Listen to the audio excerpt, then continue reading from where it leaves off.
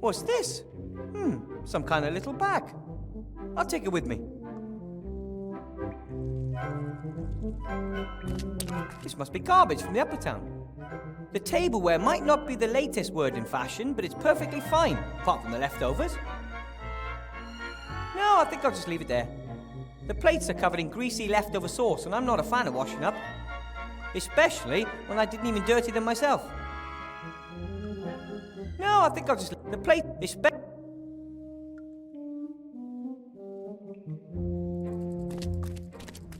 The bit of sewer pipe is so heavy that it's sunk halfway into the ground over the years. Not surprising, really. The ground here isn't stone, it's firmly trodden waste. I wonder where the pipe comes from. Seastone is known, or shall we say, infamous, for not having any sewers to speak of. Maybe someone wanted to change that, and this is both the beginning and the end of their efforts. The bit of sewer pipe is so heavy, there's a few artificial columns and arches here, as well as natural caves. I wouldn't be surprised if there was some mining done here once.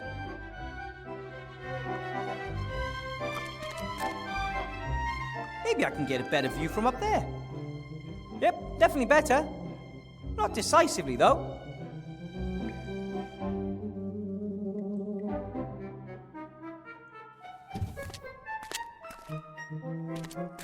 Looks like, a V-belt? I wonder how it got up there. Nah, clearly out of my reach.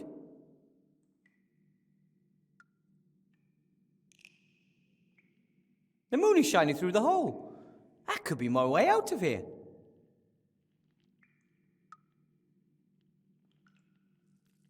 If the situation in Seastone really is as dismal as Remy says it is, I'll have to be very careful once I leave the hole. That said, first, I gotta get up there.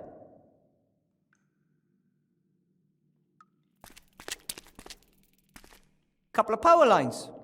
They lead through the ceiling somewhere up there. One strand goes into the rats' camp, the other leads down towards the junkyard. I always thought Gnomehill was the only place with electricity, but beyond the White Ridge Mountains, it's been used here and there for years.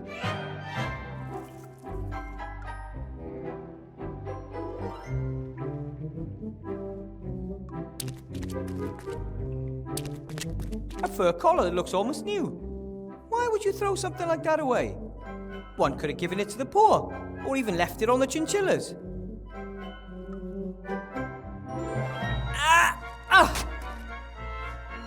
That's, all I wanted.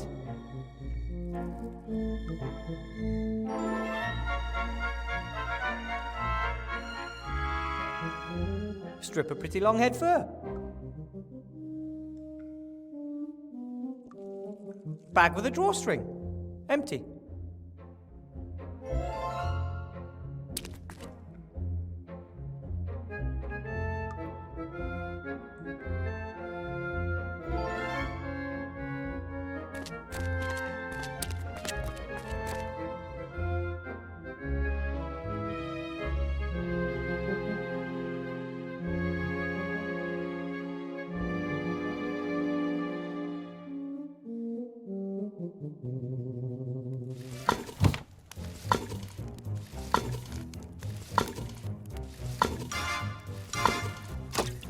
I don't know how long I lay there. Must have been days. The rats were very kind to me, talking to me and offering me stuff to eat. That just made things worse. If they told me off, I might not have felt so guilty. My own bed is waiting for me in the White Ridge Mountains. It's warm and cozy. If only I could hide myself away there and not come out until I know what to do.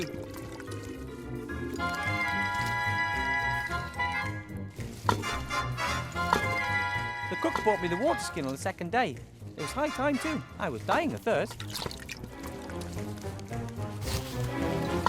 It's made of rubber. That's pretty unusual. Water skins are usually made from everyday materials such as animal stomachs and the like.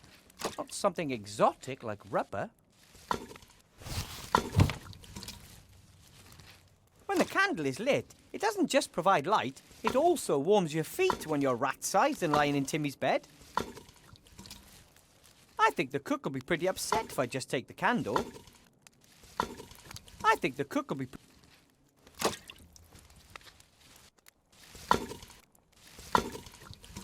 sink is full of soup bowls. I don't know how many rats come here for a hot meal on any given day. Must be dozens of them. The sink is full of soup bowls. I don't know how many rats... The cook hasn't left my side for a moment. Remy probably told her to watch me. I think she's a little cuckoo. She mumbles to herself all the time.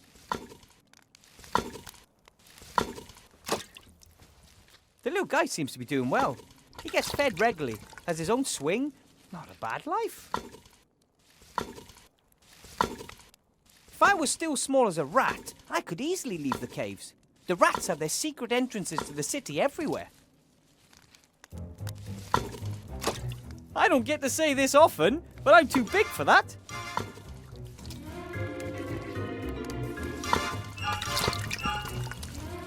Hello. My God, oh God! My, how you've grown! I'm, Wilbur.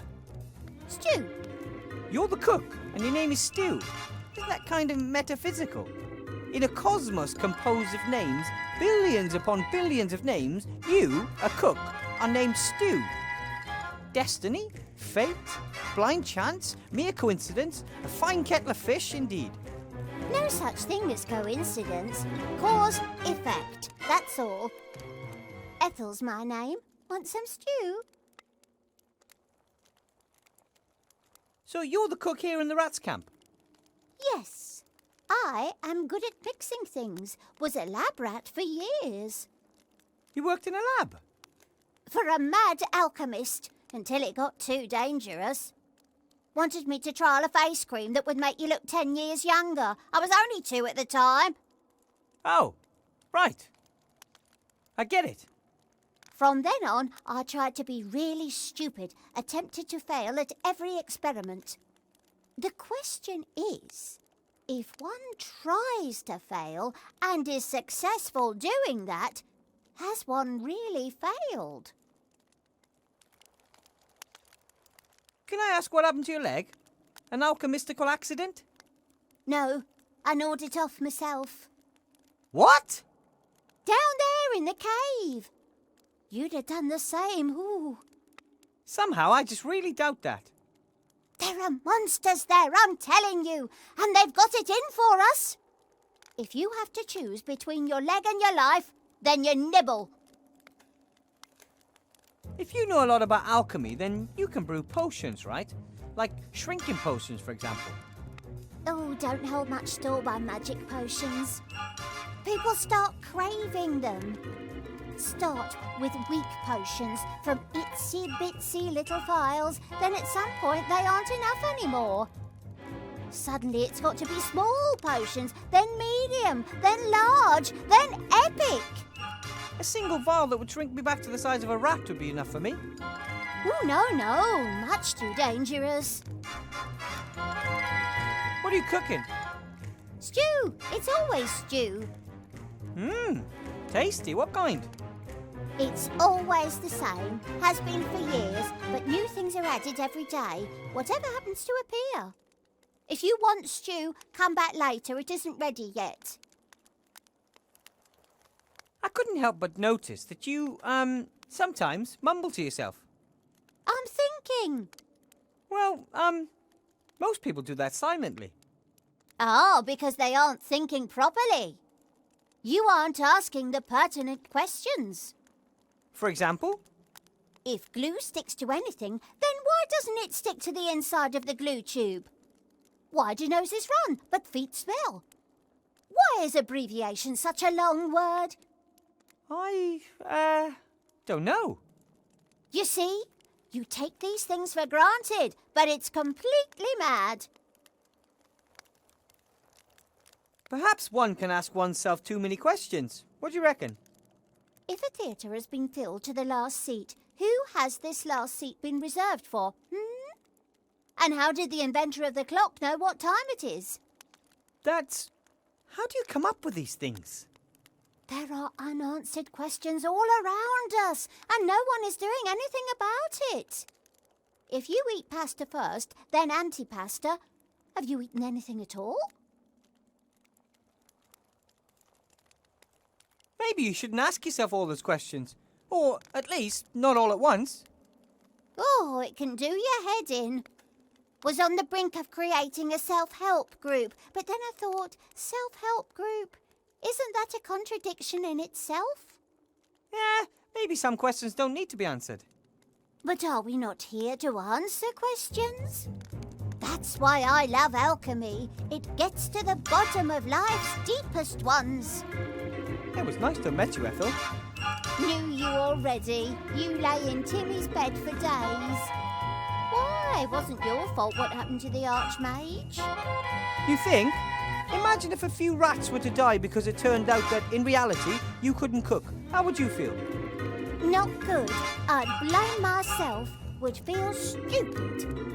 But Monsieur de Dumas requests your assistance. You can't leave him in the lurch. I tried to help last time too, and it ended in disaster. Who can say that it won't happen again? Questions, questions, tricky questions.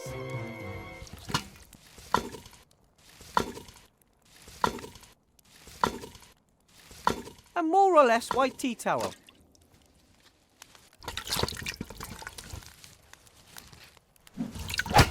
Ouch! That's mine. Sorry. I don't think Ethel would be thrilled if I just took the candle. I'll just let her get on with the cooking and not bother her unless it's important.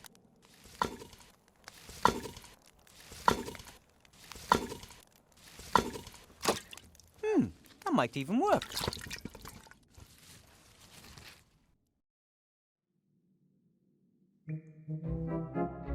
Wow! You can inflate rat water skins. Who'd have thought?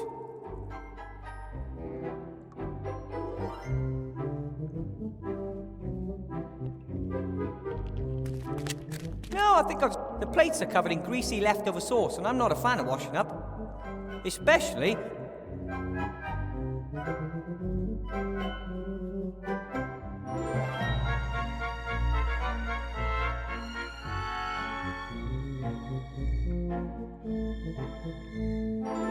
strip a pretty long hair.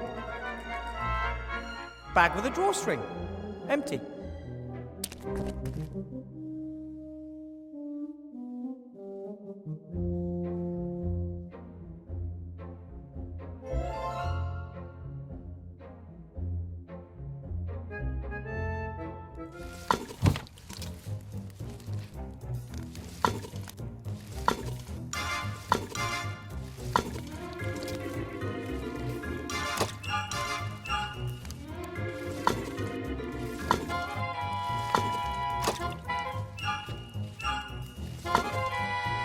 The cook hasn't left my side for a moment. Remy probably... I think she's a little cook.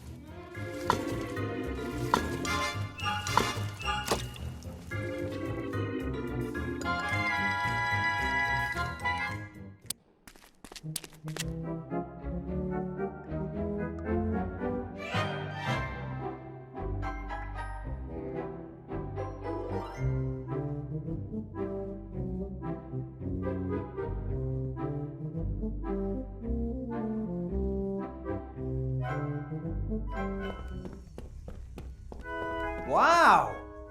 A workshop worthy of a gnome. I wonder whose it is.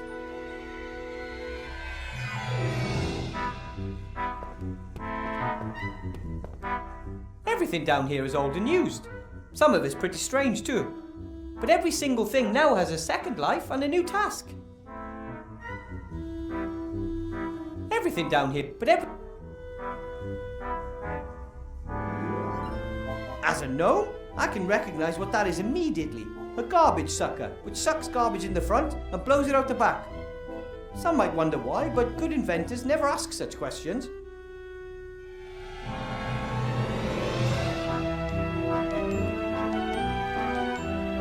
Oh, this is a clock cuckoo's nest.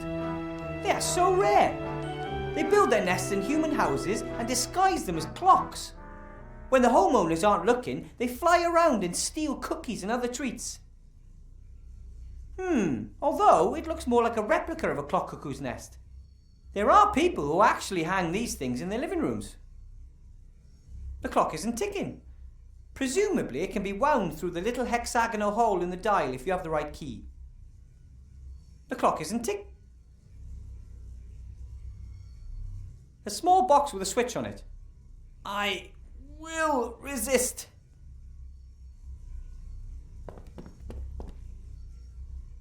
Well, alright. That could be the best machine ever built.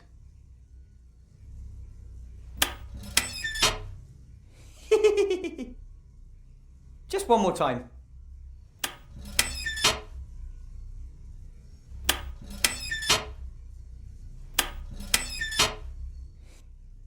Just one more time.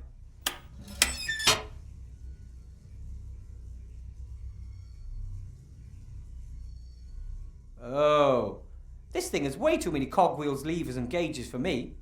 All of the other members of my family would definitely know what to do with this. But all I ever wanted to do was magic. Some sort of machine. And since I'm not only a flop at magic, but also know absolutely nothing about technology, I have no idea what it's for.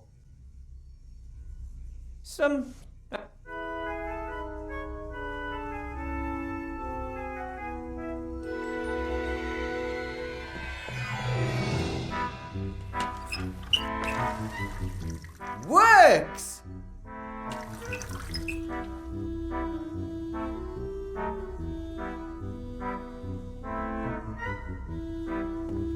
This is the strangest rock I've ever seen. It glitters and it glows a little. That thing looks magical to me. I don't want anything to do with it. That thing look... 2 power cables have been connected here. Not very professionally, I'd say. I'd better leave it alone. 2 power cables, not very... Why build something out of wood when you can build it out of iron? That was one of my granddad's favourite sayings. That philosophy brought me iron toys, iron shoes for the garden, and lucky, my iron horse. Someone took the trouble to cut the boards and I don't need them at the moment.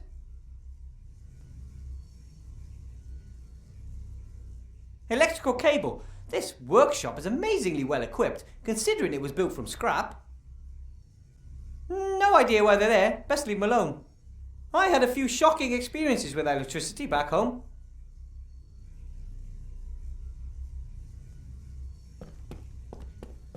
Boiler, combustion chamber, flywheel, a steam engine, clearly. The steam engine is probably supposed to power the strange machine next to it. Doesn't look like it ever did, though. The engineer must have run into a snag.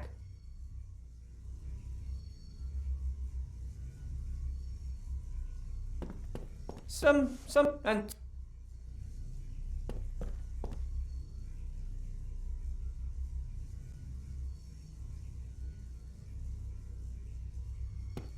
I could fill the water skin back up with water, but if I were thirsty, I could just drink straight from the tap instead.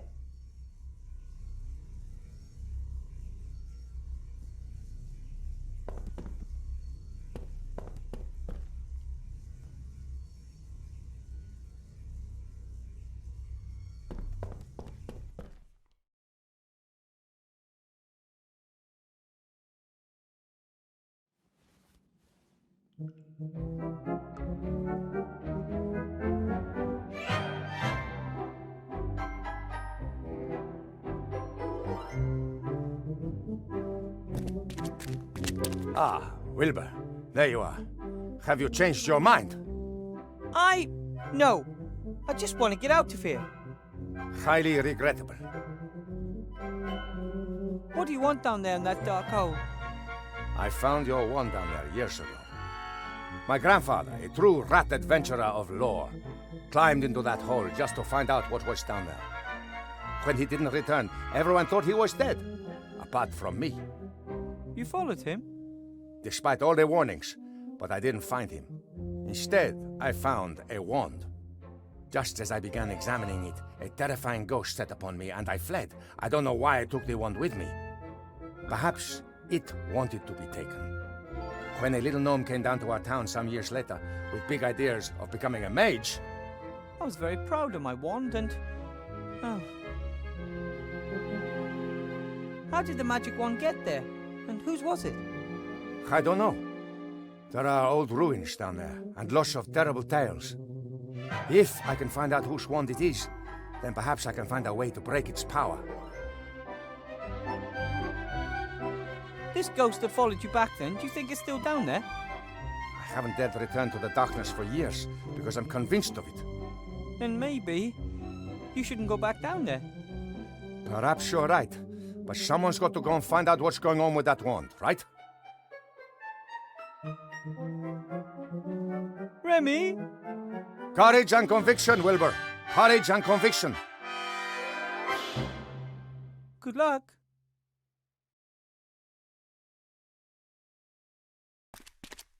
There isn't much you won't find down here. Hamster wheels, for example.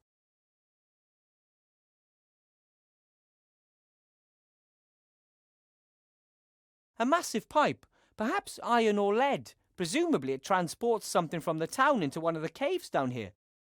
And probably, I really, really don't want to know what it is. A massive pipe, and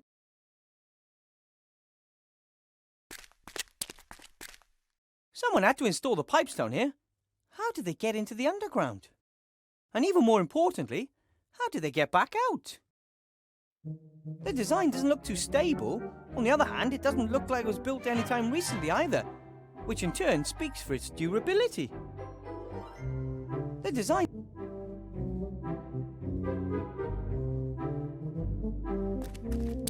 Back in the White Ridge Mountains, I had to listen to long lectures by the cellar master about different types of stone and minerals. Can't really claim that I listened all that attentively, but that looks like a coal vein to me. Back in the White Ridge Mountains, I had to listen to long... Can't really... maybe it's a symbol warning visitors about the evil in the hole. Or maybe it keeps the evil trapped down there. There are ancient symbols that can do just that. How does something like that end up in the trash? If I had a bongo drum, I'd play it all day long. At night. And then others would throw it in the trash. Ah, got it. Yeah. I don't feel like playing. I want to get out of here. I want to go home. I don't... The hole is eerie. Whenever you get close, it feels like icy fingers are reaching for you. Remy will be fine. He's tough, he's smart, brave, everything a hero should be. And nothing ever happens to heroes.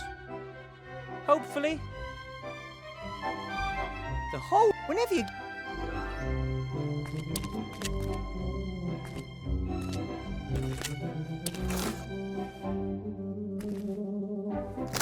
Ah! What the heck? Hey, what's the big idea?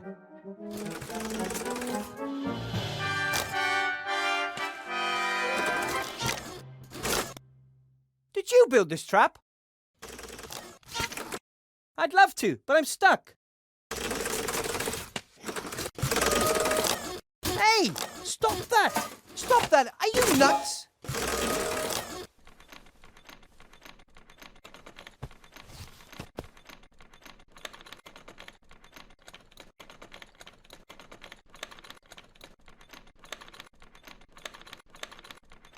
I don't know how deep the hole is. My feet can't touch the ground anyway. I'm a gnome. I'm not sliding in any deeper, but I can't get out either. I'm stuck, like a cork in a bottle. An old rope, still in pretty good shape.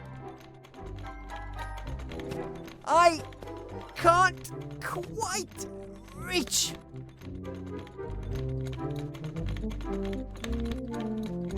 Hey, little fella, I could use some help here. Hello? I think it's trying to hide from me. I probably scared it. It doesn't respond to me. Maybe it just wants to sit the whole thing out.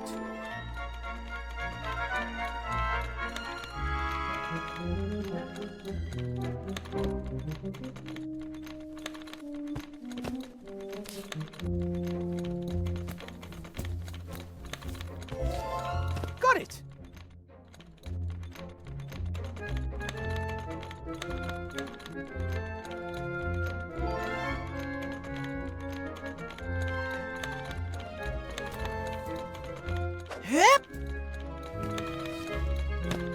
That didn't work.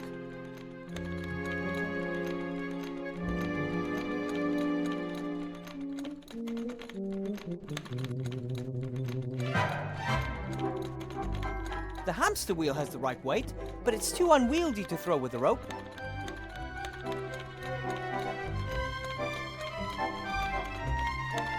Hey, you! Hi there! I just want... An approximately fist-sized stone. That would really hurt if it hit me in the face.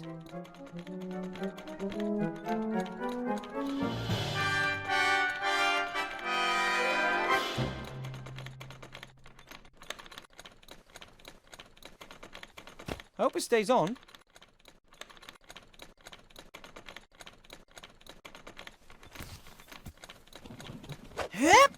There we go! Great! And now, the old heave-ho.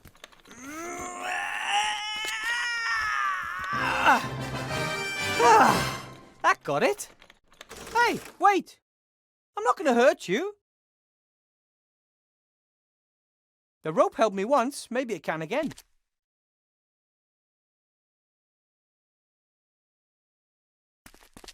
The hole is eerie.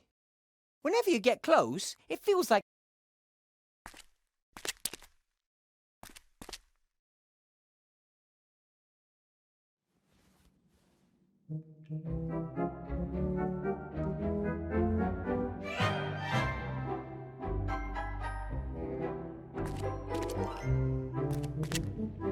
I could easily reach the V-belt with the rope, but I couldn't get it down. It's hanging over some kind of hook.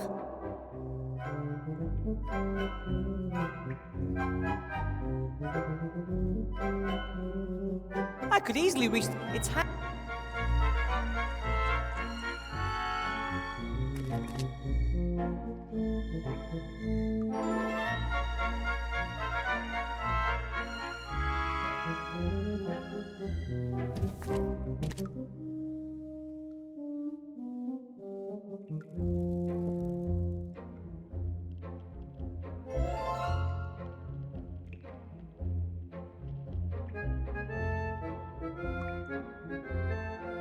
The rope held me once, maybe it can again.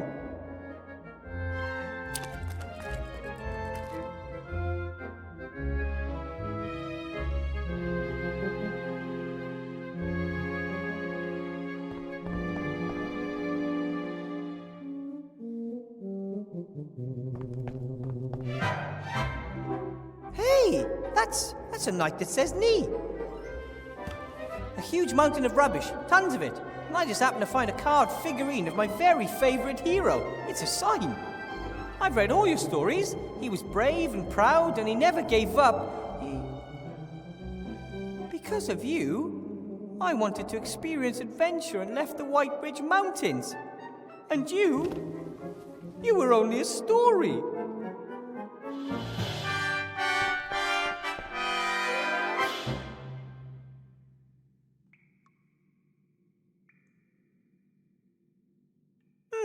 A bell. I guess it's there to get people's attention, which is usually what bells are for.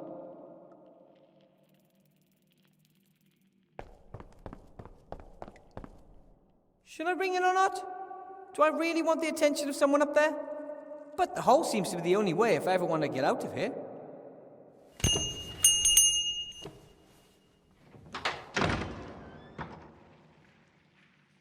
Yes? Are you finally finished?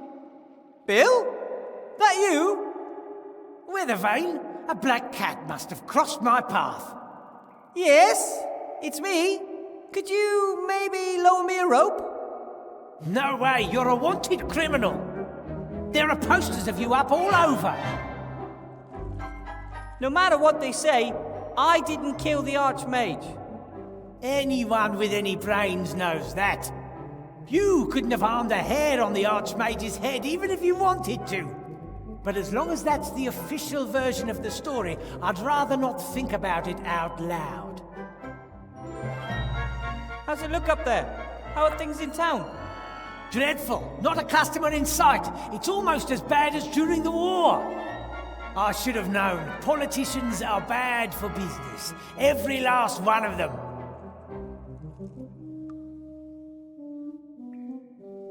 There are posters of me hanging everywhere. Here, not a bad likeness if you ask me. Wanted for the murder of Archmage Alistair, the scurvy, dangerous, armed and stinky fiend Wilbur Weathervane. I don't stink. Or if I do, it's only because I spent a few days in bed. I told them if they wanted to catch you, they'd have to put a serious bounty on your head. Would you betray me? If the price is right, sure. But until then, I'm keeping my head down, like everyone else who's got any sense. No, you gotta be smart these days, or you'll end up running around in a pink tutu, or worse. Come on, get me out of here, Bill. I won't cause any trouble. That'd be a first. Please, I want to leave town. Don't blame you, but it's too risky. If Van Buren catches me, she'll probably turn me into a pink, doe-eyed petting lamb. Come on, for old time's sake. I'm not putting my neck on the line for you. Ask your friends, those darn rats.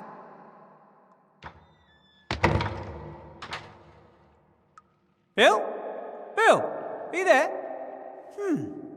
He'll never help me unless there's a juicy profit in it for him.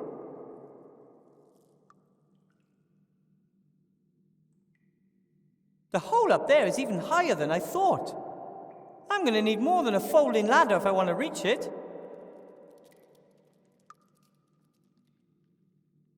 Better not overdo it. I will only use the bell when I need to talk to Bill.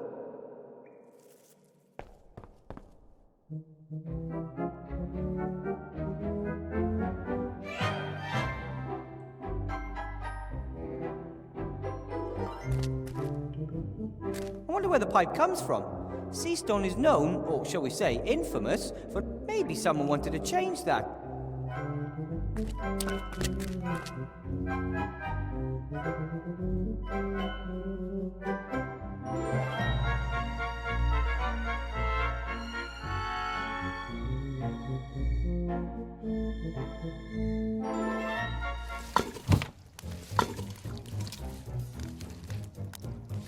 Hi, Ethel.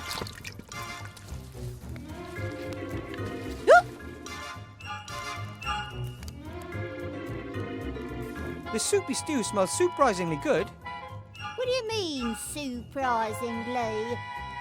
Do you want a bowl? Well, I guess I'm kind of hungry. One stew coming up.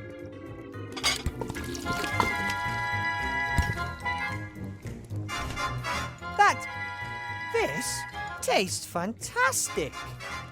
Cooking is like alchemy, just fewer explosions.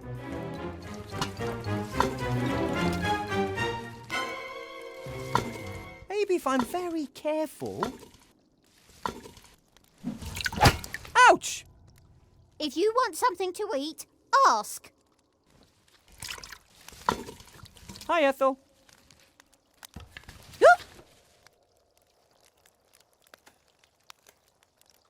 Can I have some more stew?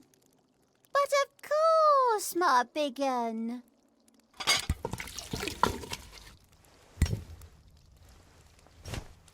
And how's it taste?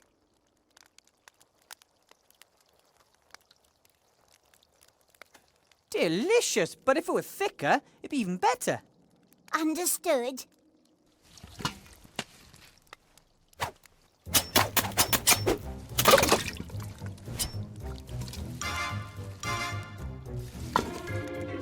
Hi, Ethel. Can I have some more stew? But of course, my...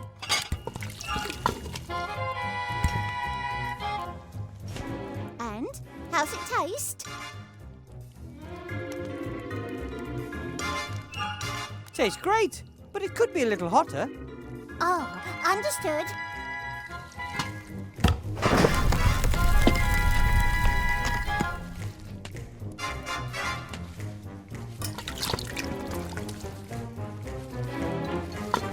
Maybe if I'm... Ouch!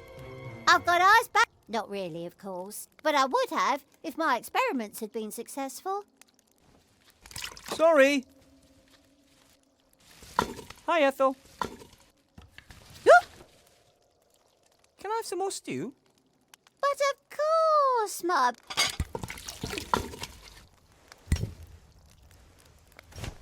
And? Lovely. But it could use a tad more salt to give it to that little... yeah. Good, good, good.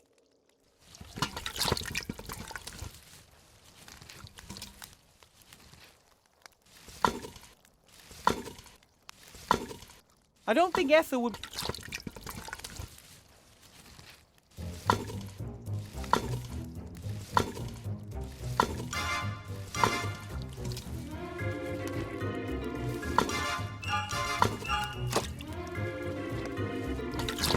Where should I put the dirty dishes? Just with the rest. We're all eating the same thing anyway.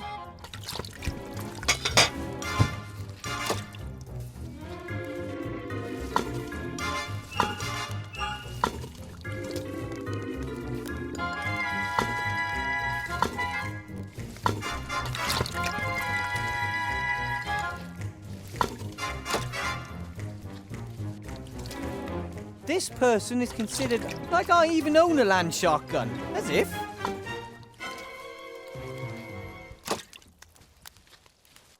The sink is full of soup, but I don't know how many rats.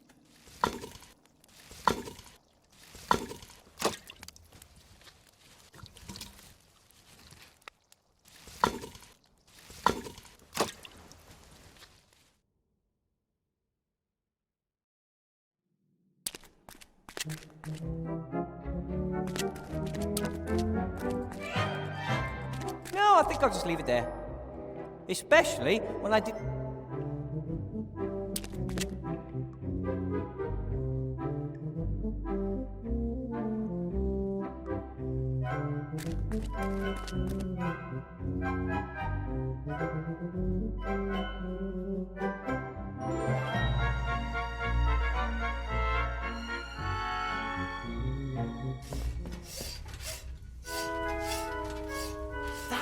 That must be one of the monsters Ethel was talking about. Better if I have a plan on how to overpower it before it notices me.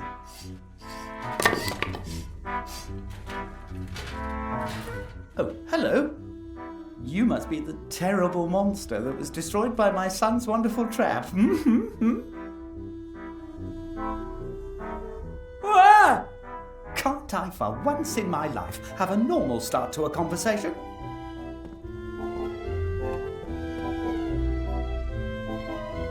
I'm Wilbur Weathervane. You're not gonna eat me or anything, right? Wilbur? You're not Nate's little friend, the one that was caught by the orcs in the wildlands? You know Captain Nate? Know him? We idolise him. Without him, I'd never have met the love of my life, Esther. Gulliver's the name. Welcome, Wilbur Weathervane. Feel at home. Any friend of Nate's a friend of ours. I remember Captain Nate talking about zombies who helped him in the wildlands. Anyway, what brought you here to Seastone? A better life. If you can make it in Seastone, you can make it anywhere. Hard work still pays round here. I learnt that from Bill. He got us the job here. Bill the merchant? The most successful trader in Seastone. Only just arrived in town and we're working for a man like that. Not bad, eh?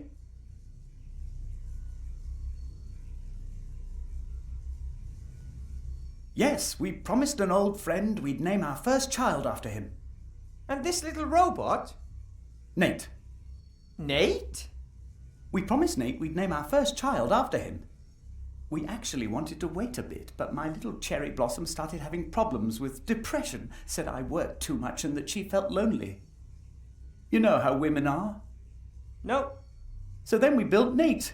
Well, we started him off at least. He did the rest himself. He's a great little inventor. Nate built himself? Once he could hold a screwdriver, there was no stopping him. But he doesn't only tinker with himself, he invented most of the machines in here. That thing too? It's really impressive. What What does it do? That? He got it in his head that a machine could do my work quicker, but as you can see, it's not working.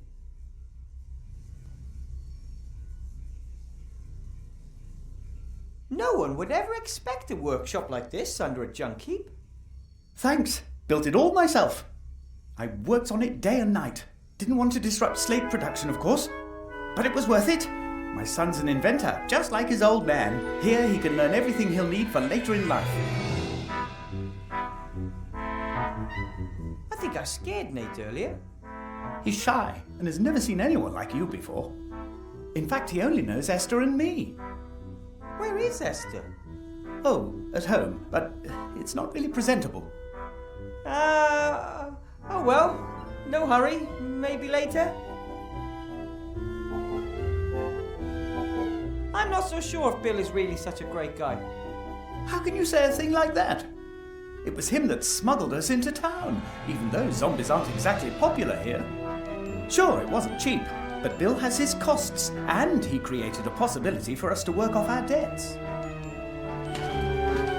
We build these slates for him. They're a hit, he says. He always wants more.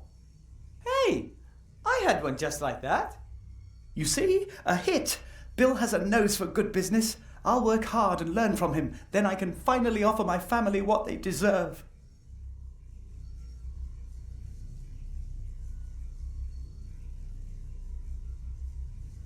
And Bill came up with the idea for the slates. I never would have believed it. Why not? He's very innovative. He copied the idea from a trader down south with his very own eyes.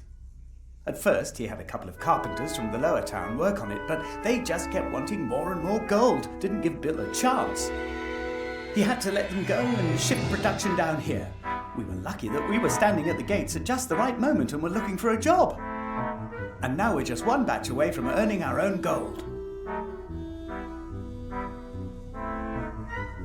How do you deliver the slates to the upper town? Have you seen the hole above the pile of rubbish?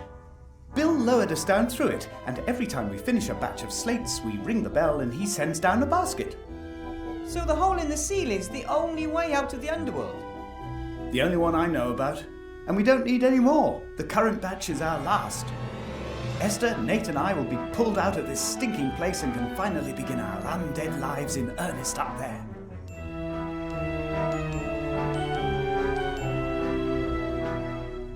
My magic slate was evil, and it deceived me. Magic slate? Poppycock. They are neither made out of slate, nor are they magic. If they're not magical, how do they work? 'Cause I don't see any gears. I don't really know. Has something to do with the intelligent stone, as Bill calls it. Fell from the sky one day in a blaze of light. I cut off a thin slab, set it in a wooden frame, and then give it an almighty electric shock. That's all. You pump electricity into the rock and that wakes it up? Yes, you could put it like that. Unfortunately, it doesn't work anymore. It's a serious problem. How am I supposed to finish the last batch if I don't have any power? When will the next delivery be ready? Never, by the look of things. No electricity. If I help you, will you take me with you when you leave? Why not? If you help us, we'll help you too. Of course we will. Right. Then, so why don't you have electricity? That's what I would like to know. I guess it's got something to do with those darn rats. They use the same cables as us. They probably wanted to sabotage production. I can't believe that. The rats are very nice. Nice? They attacked my wife, wanted to eat her. And now I'm sure they want to prevent us from working our way out of poverty. Don't talk to me about nice. There's a lot to do. Best I get to work. That's the spirit. You only get anywhere in this life through hard work.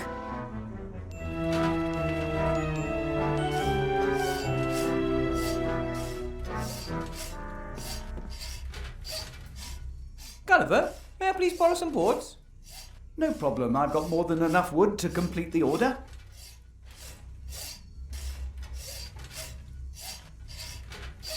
Gulliver uses these power cables to shock the magic slates to life. Or at least he used to. The electricity died recently. Gulliver blames the rats.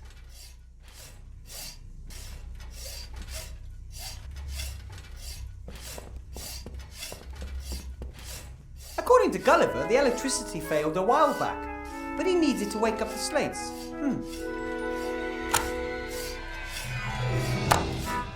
I don't think it's because of the cables.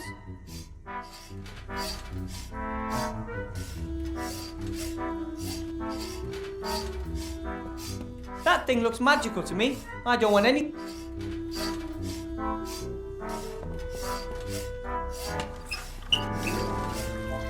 Works!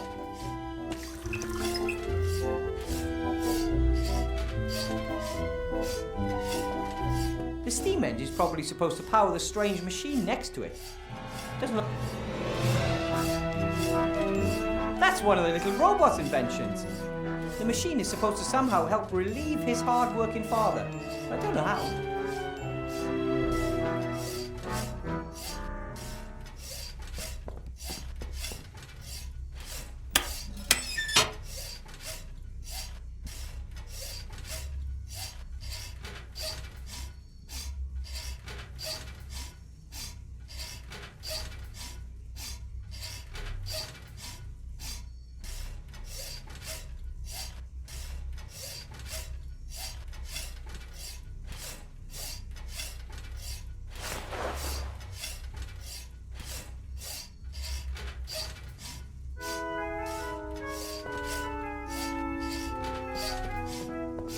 The clock isn't ticking.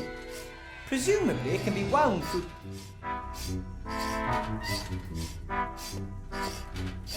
I've never seen tape that wasn't useful for something.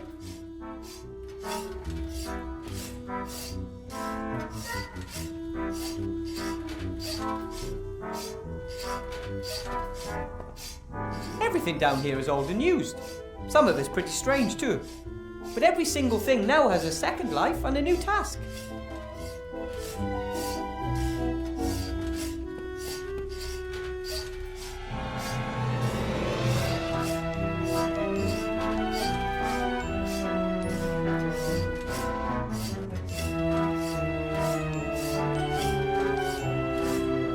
Where should I stick the tape? On the base? On the edge? I'd first have to know what I need to stick the balls to.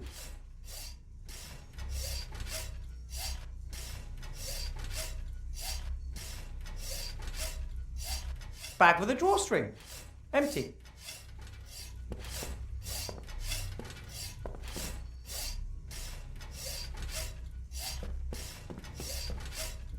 If I disturb him for no reason, he'll make even less progress. Best if I just let him get on with it.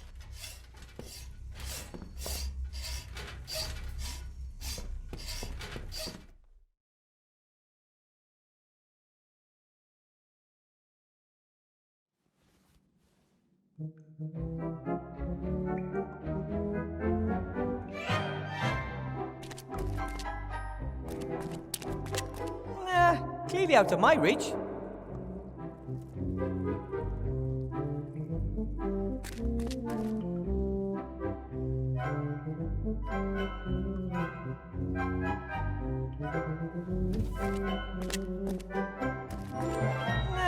Clearly out.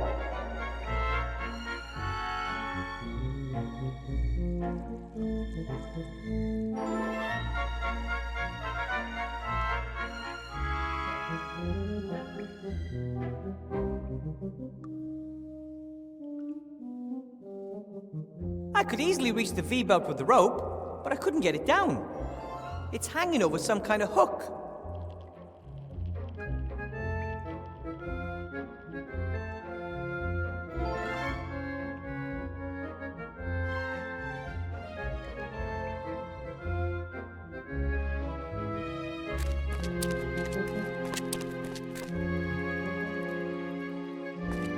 Seems Gulliver's tapped the rat's lines for some electricity. As it is, everything looks fine. The problem must be further up.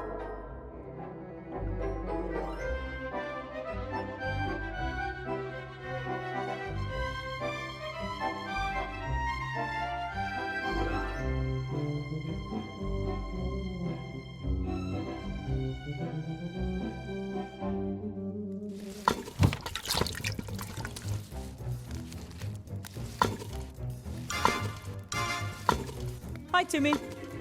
Hi. Ethel's an excellent cook, but a little special, isn't she? Totally crazy. I might have expressed that a little differently. Her cage in the lab was just above the cauldron. Too many fumes. But she's harmless, and the best alchemist around. Ethel believes there's monsters down there, but they're only zombies and robots as far as I can see. They seem to be very nice. The skull throws things at us when he sees us. The little robot runs away if I get too close. Maybe I can get them to be more friendly towards you.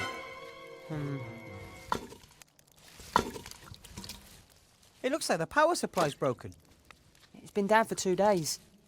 What happened? The same that's happening all over. Little Van Buren had some fun. We nicked electricity from the old role-play machine in the inn. And the inn's not there anymore. The inn? Not there anymore? What about Sloth and Blout? They're fine, for now. They play along nicely and keep their heads down. They might have a chance. Oh, bother.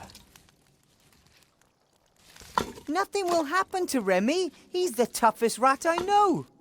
But he's all alone down there in that terrible hole. Maybe.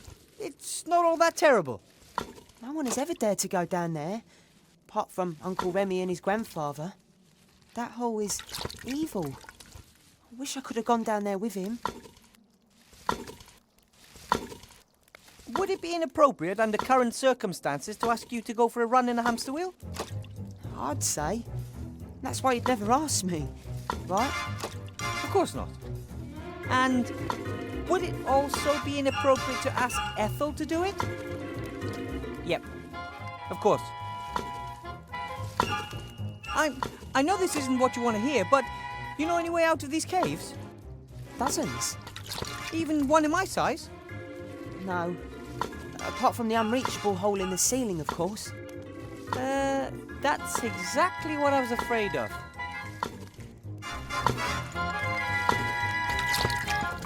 Timmy? I know you're mad at me, but how about a little more understanding? Imagine finding out that you're not a mage, even though you never wanted to be anything else. Imagine that you're so incompetent that your friends are killed and it's your fault. But we need you here. The resistance is getting weaker, and Van Buren's getting stronger every day. And you're going to abandon us anyway? How am I supposed to help you? I'm not a mage. I'm not a fighter. I'm not a healer. I'm not an engineer. I'm nothing. Even the Archmage was powerless against that wand. What do you think someone like me could do?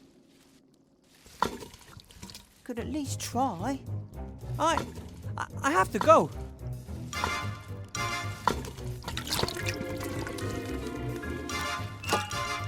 I don't think maybe if I'm very... Ouch! I've got eyes back there. Not really, of course. But I would have if my... Sorry. Hi, Ethel.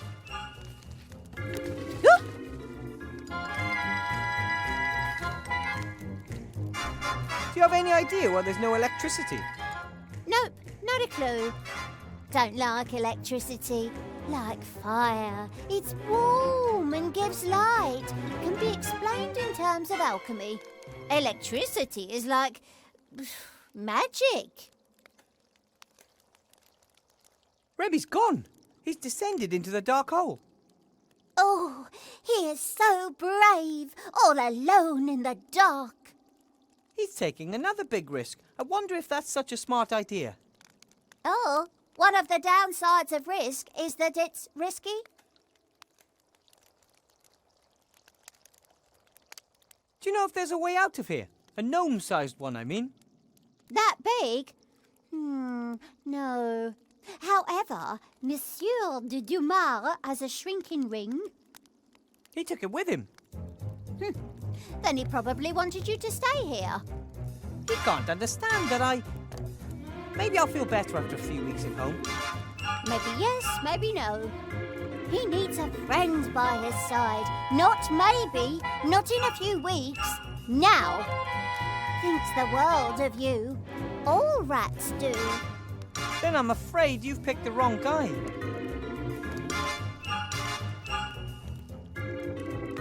Remy should never have locked me up in here. He should have just let me go. Had his reasons. Always has. He should know that no matter how complicated it is, sooner or later, I'll find a way out of here. I'm pretty good at this kind of thing. Perhaps that is why.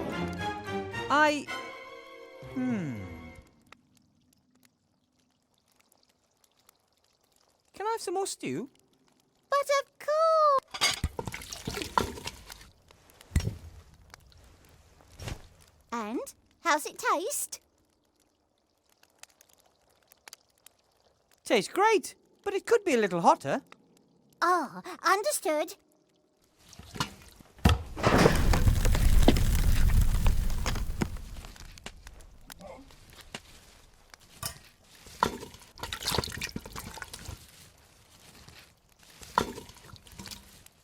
Timmy is disappointed because I don't want to support the rats in their fight against Van Buren.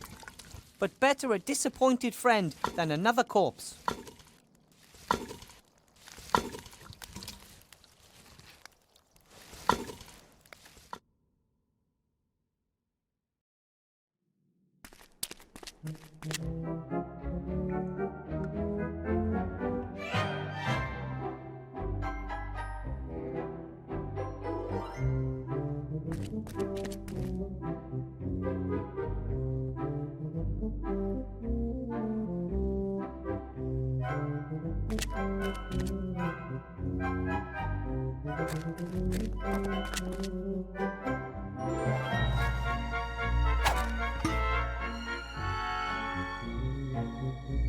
Even if I can't do anything else, I'm sure I can throw ropes over things.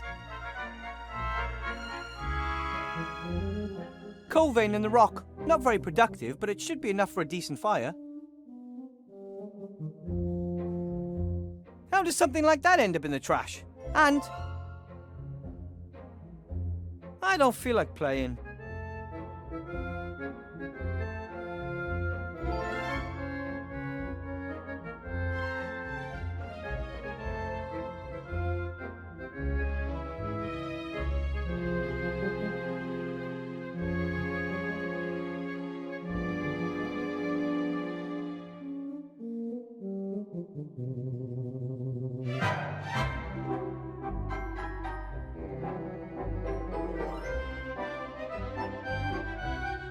Where should I stick the tape?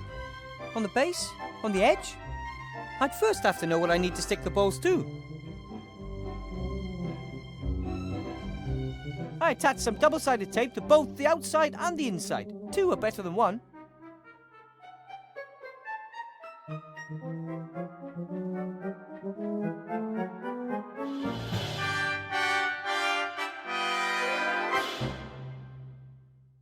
Hey, a water wheel. Not bad, but it still needs a few blades. I'll just ask Ethel for a few more portions of stew.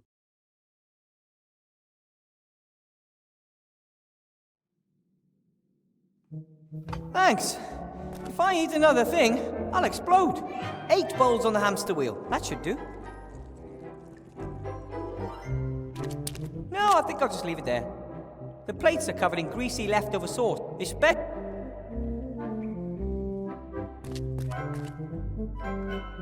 That's firework. At the end of the war, there was a huge victory celebration in Seaston with lots of rockets and firecrackers. Several fires broke out and the town was damaged more severely than any time during the war. I wish that was more surprising, really. I don't have anything to celebrate, but maybe I can use the black powder for something.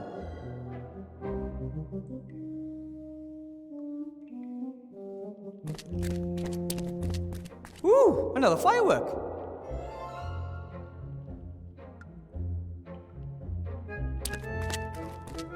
Ooh, another firework.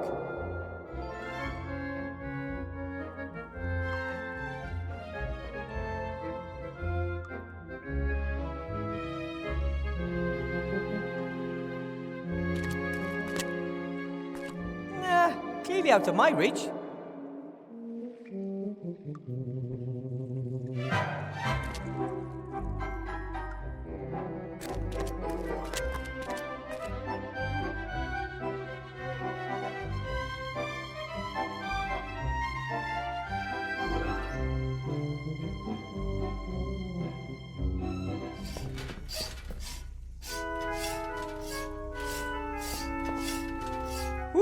Another firework.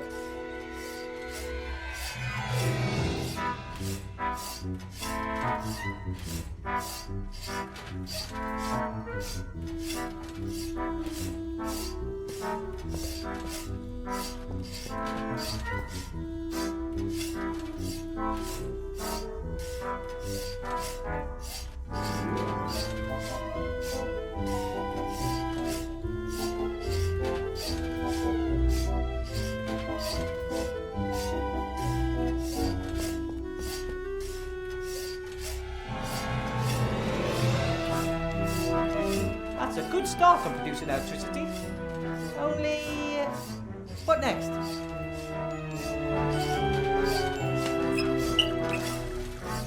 Not bad. But so far, it's not much more than a toy.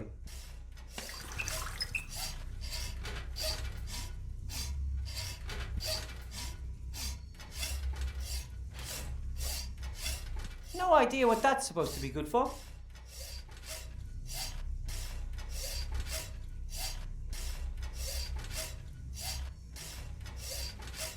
No idea what that's supposed to be. I'm not quite sure why, but I glued the fur onto the inside of the wheel.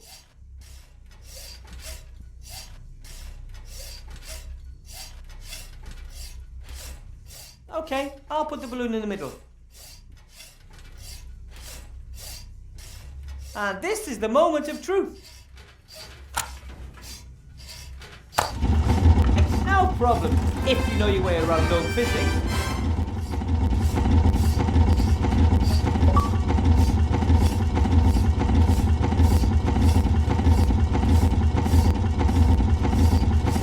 My first gnome-style gnome-made generator. My parents would be so proud of me.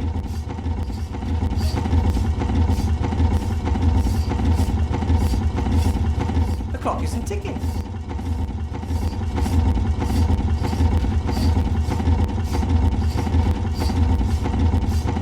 Our little hydroelectric power plant works. Cracking. We have electricity again.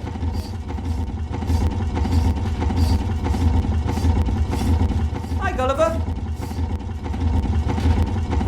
Hello, Wilbur.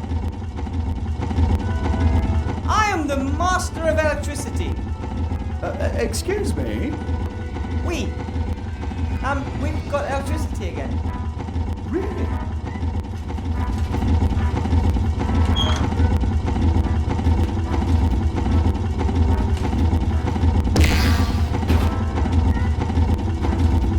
Looking good. We're back in business. As soon as we've solved the other problem, we can finish off the batch. There's another problem. Bill changed his order 2 days ago. New slates have to be fluffy and pink instead of black. Fluffy and... So what now? According to Bill, it's the law. Esther is already looking for a solution. Please go and ask her how she's getting on. Okay, but once we've solved the problem, can we get out of here? Of course. As soon as we have a solution, the batch will be ready in 2 or 3 weeks. The acoustics down here are funny. That sounded like 2 to 3 weeks, even though I'm sure you said hours or days, right? I wish. If all goes well, I can manage 3 slates a day. 4 if I put in a night shift. A couple are pretty much finished. Bill wants 80. I want out of here, and I don't want to wait another 3 weeks. You can't always get what you want. Perhaps you can help me cutting the rock later. That might save 2 days. But,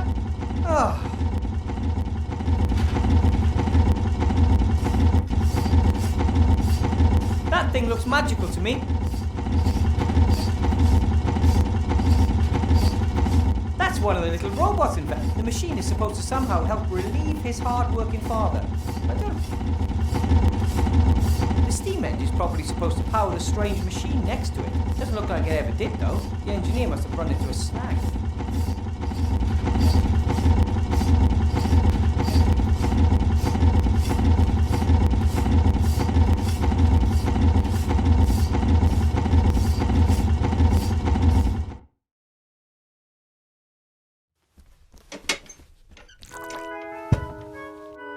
Hi, you must be Esther. Yoo-hoo! Hi, Nate. I'm sorry if I scared you earlier. Gulliver's promised to take me to the surface with you if I help you with the delivery. He said you're making the fluffy pink covers for the slates. Oh, I'm not ready yet. And it's not a cover. I'm trying to mix a fluffy paint. A fluffy paint? Yes. There are hardly any fluffy materials or furs down here. But old paint and chemicals are here in abundance. I've never heard of fluffy paint. Well, there are warm colours, cold colours, neon colours. Why shouldn't there also be fluffy colours? I'm not sure if a fluffy paint is the right way. It's the only way. We have to work with what we've got. I'm sure that a good alchemist could find the correct mixture. Ah, I know someone who's good at alchemy. Really? Would he help us? I don't think so. She's actually the cook in the rats' camp. Oh, the same old story. The rats are lovely, and you folks are easy to get along with, too. Why don't you like each other? Oh, it all went a bit badly wrong. We had had a long journey. We lay down in the rubbish to have a bit of a rest. At some point, I woke up and saw a rat nibbling at one of my fingers. She must have mistook me for a discarded tidbit. I only realised this much later. I was very surprised and shouted very loudly. Ew! And then? Gulliver jumped up to defend me. In doing so, he pushed over a heap of junk that buried him as well as the leg of the fleeing rat. Gulliver was shouting wild threats out and trying to free himself from the rubbish. I went over to the little rat to try and help her. She must have took fright. She gnawed off her leg and limped away. That's truly a tragic story. Since then, Gulliver believes all rats have it in for us. He wants to protect me. He won't let any rat into the vicinity of our home and has forbidden Nate and myself to talk to them. But if Ethel the cook wanted to help, would you let her? Of course. Why not? We just mustn't tell Gulliver about it. He would never allow a rat into our house. That's the smaller of the two problems. The larger is Ethel. Even if you find the right paint, Gulliver thinks it would still take weeks to complete the delivery. It's hard work, and Gulliver is working as quickly as he can. There must be a faster way to build the slates. Nate thinks so too. That's why he built the constructor. Unfortunately, it doesn't work. It would make things go faster.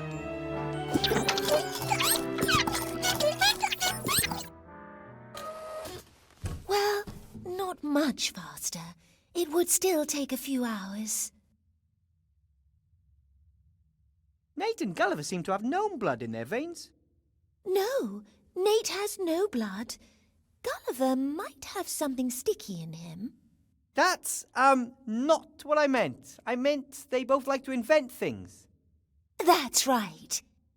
They used to make things together, but now, because Gulliver has so much to do, he doesn't have any time for it anymore.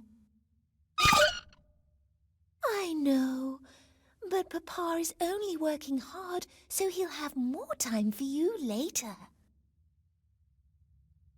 I think it's great what you've done for yourselves here. The workshop, this cave. We have tried really hard, and it will do for us. A little home for a little family.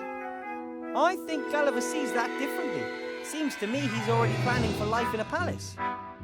He's very optimistic. I think we should be content with what we have. If you're always dreaming about the future, you miss the here and now. Life is what happens to you while you're busy making other plans. Who said that? I read it on someone's wall, so it must be true.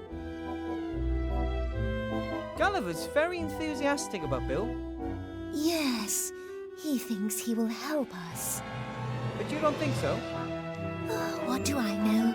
I'm just a simple girl trying to take care of her family. But my head was chopped off just because I'm a zombie. I'm really not sure if the people in Seastone will take to us, however hard we might try. I suggest you keep on going for now. In the meantime, I'll go and see if I can win Ethel over to our cause. You do that. Take care, Nate, and you have nothing to fear from us gnomes. Yes, Nate. Wilbur is a gnome. You remember them from your book, don't you? Nate has a book about the races in Avantasia. It's his favourite. I have to read it to him every evening. Yes, a gnome. Yes, gnomes. Nate thinks he has at last found another inventor. Inventor? The book says that all gnomes love tinkering and inventing. Oh, gnome.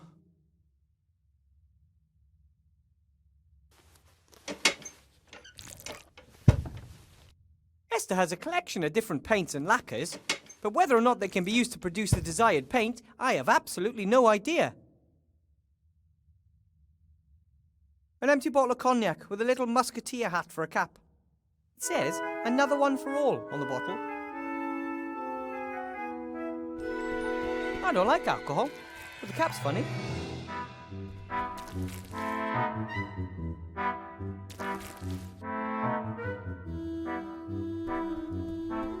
Pictures of Nate, I'd say. Most show trees, flowers and clouds. An empty bird cage? Oh, Nate often feels lonely when Gulliver and I have to work. We thought a bird might be a bit of company for him. I'm making good progress. I've already found a batwing and a few frog eyes. Yeah. It's fine white sand. I can't just put it in my pocket. I need some sort of container.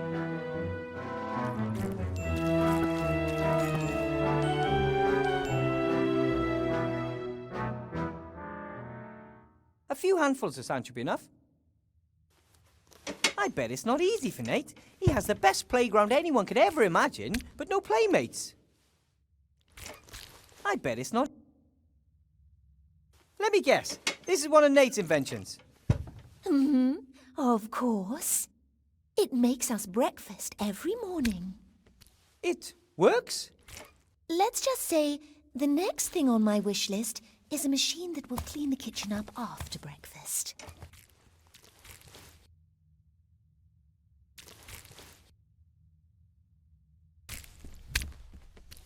Ooh, another firework. Esther's equipment isn't all that bad. The main problem seems to be a lack of experience. Do you need this stand, Esther? I don't know. Do I need it? No idea, but I think I need it. How do you know? When the walkthrough says that I should take something, I do. So does the walkthrough also say how I can mix the fluffy colour? Of course. Why don't we take a look? Where would the challenge be in that? I think you might just be taking me for a ride. Be my guest and take it. I don't need it. Ooh, another firework. What is it? A map of Avantasia. Nate built it. He often likes to dream of travelling across the lands. He's never been up there? No, but I tell him about it every evening, and he has his books. The map is made from old sheet metal and recycled parts. It must have taken forever.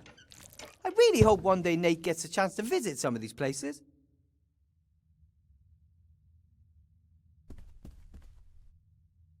small socket wrench. Nate must have used it to build the map. I'm sure he won't mind if I borrow it.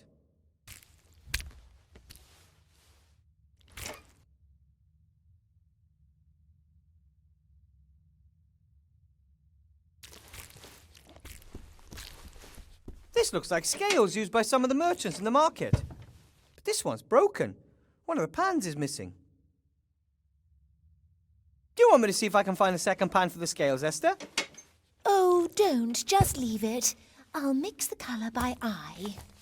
You're welcome to take the scales with you if you want. Ooh, might prove useful. Thank you.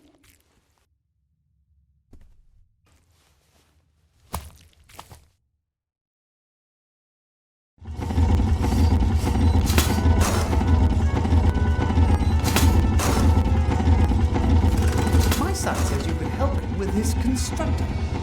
I told him you said you weren't an inventor, but you did sort out the electricity, and Nate says all gnomes are inventors. In theory, yes. Practically seen, I'm practically not practical at all. The constructor could save us a lot of time once it's up and running, and you are in a hurry, aren't you? I could have a look. Where's the problem? We need a strong fan belt. All the ones Nate tried so far have torn. And we need coal for the steam machine. Wood and garbage don't burn hot enough. I still can't say for sure whether the machine will actually work. Not all of Nate's inventions work at first go. Hey! V-belt and coal. Sounds doable. But don't forget, we still need the fluffy paint as well. How could I? Work never stops. It looks like you'll have some help. Don't cause any mischief, boys.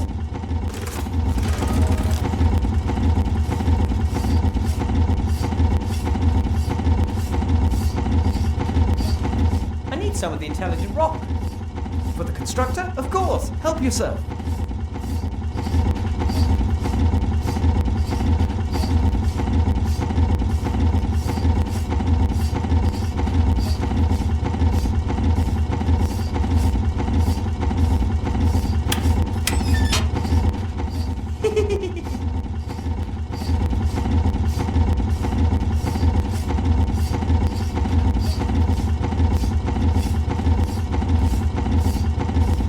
The wrench could actually fit.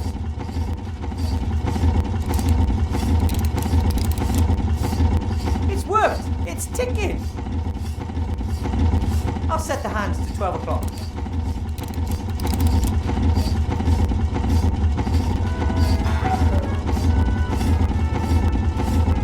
The bird really has seen better days. It's losing its feathers.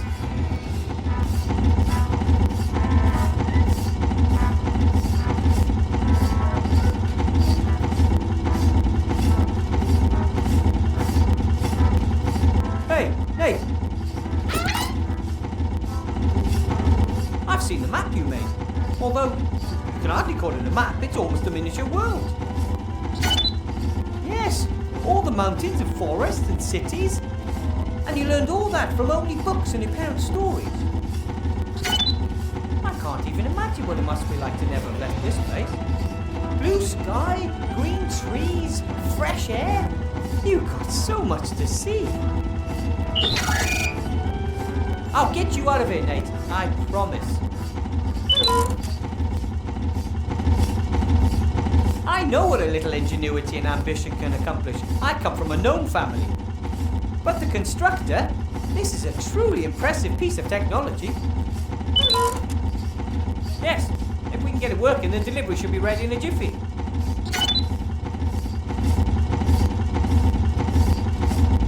What do we need to get the constructor operational?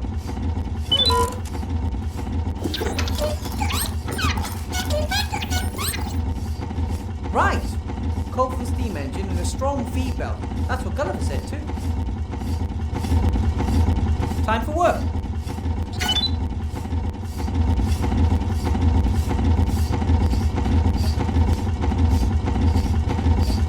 The constructor is supposed to saw both the magic rock and the boards and assemble everything all on its own. Pretty complex task, if you ask me.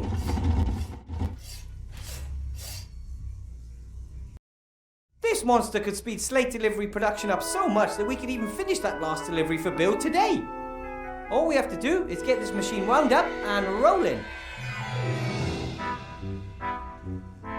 Ooh, another firework.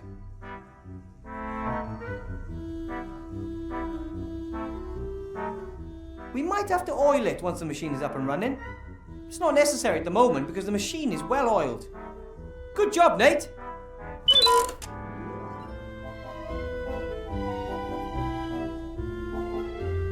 Okay, as I understand it, the raw materials are fed into the machine through this funnel, right? Okay, that would be wooden planks and some of the intelligent rock.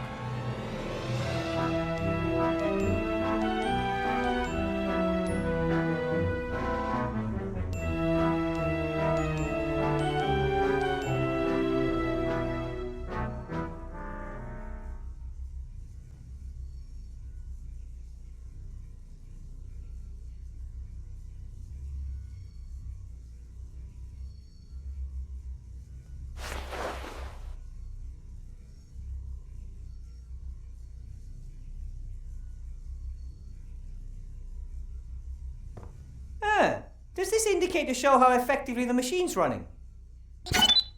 Then we'll have to keep an eye on it once we're rolling. The large flywheel drives the machine. However, there's no connection to the steam engine. Have your V-belts failed? So we need a really strong one.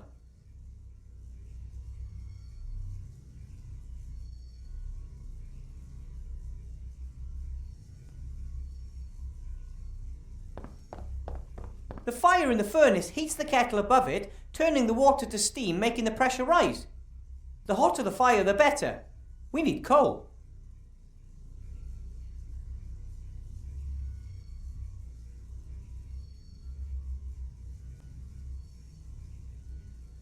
Any steam-powered machine worth its salt has a whistle like this.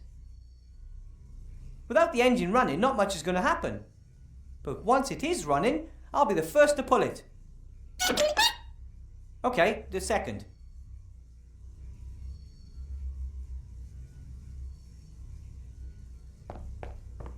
Do these levers control the constructor?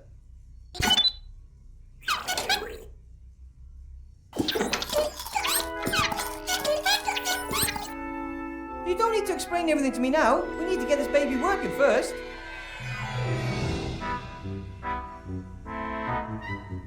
All of the necessary raw materials.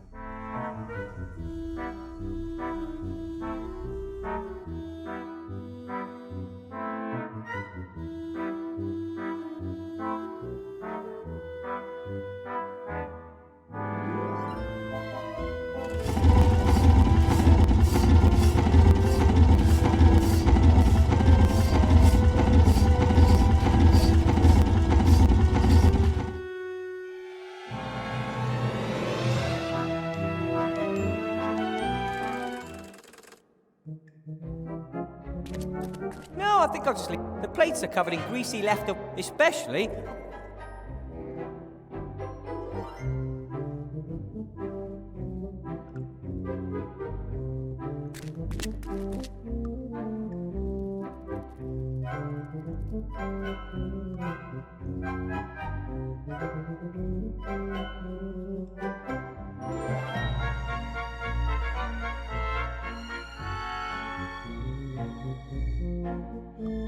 This bird has definitely seen better days. Almost looks a bit scary.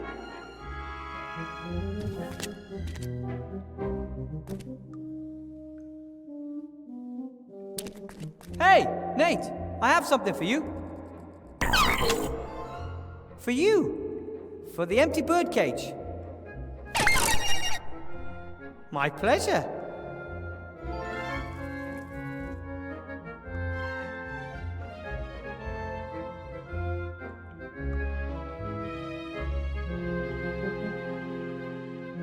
Hey, Nate. Time for...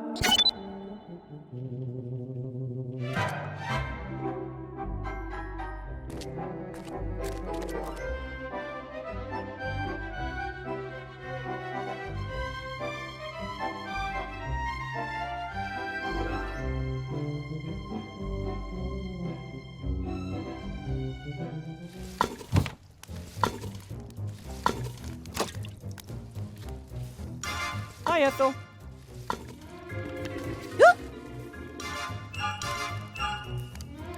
I met someone who needs help. Your help, to be exact. Some kind of burning question he needs to ask? I don't have any answers.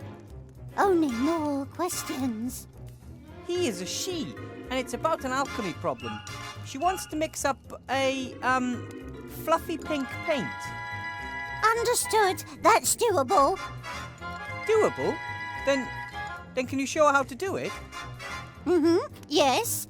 Monsieur de Demar always said we should help others. Where is she? There might be a little problem. A little problem? What? She's just an itsy-bitsy teeny-weeny little problem. Tinsy tiny little problem? Who is she? That's, secret. You know, mum's the word. All secretive and that. I could tell you, but then I'd have to kill you. Secret? Yes, you have to wear a blindfold and a clothes peg on your nose. Then how am I meant to mix the chemicals? I have to see how they react and smell, whether the correct concentration has been obtained. Nope, no blindfold, no clothes pegs. She's, vivicationally challenged? Well, you know, I mean, how should I put this? She's, a zombie. You wanted to take me into the monster's cave? They're not monsters. Their names are Gulliver and Esther, and they don't want to hurt you. Well, we should probably stay away from Gulliver at the moment. I'm not doing that. No chance. The zombies want to leave their caves. Isn't that a good reason for you to help them? I'd like the caves to be zombie-free, believe me. But I'm not going anywhere near those monsters. Cost me a leg last time. Whew. Isn't there any way? Well, maybe, when pigs can fly. Monsieur Demar asks me, of course. I'll do anything for Monsieur de Dumas. He would ask you to help them, for sure. But he hasn't, and he isn't here. Will you help Esther mix up the fluffy paint? Please? No. Well, only if Monsieur de Dumas asks me. Or when pigs fly. Somehow I have to convince Ethel that Remy wants her to help the zombies.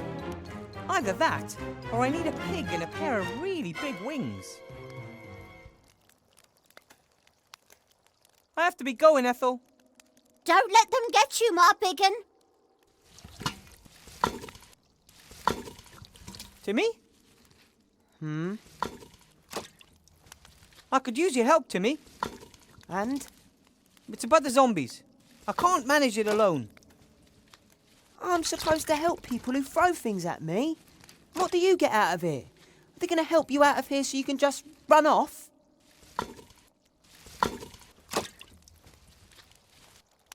So, Timmy, man or mouse? Rat. One of those rats trying to save what can still be saved. The others are all out there in the streets fighting. Really? If all the rats are out there risking their tails, so why aren't you with them then? I'd be out there in a flash. But Uncle Remy asked me to stay here. And I listen to what my uncle says. You know Bill, the merchant? He smuggled them into the city and lowered them into this hole. Now they have to slave away for him down here to pay off their debt. He's exploiting them. They should just stop working for him.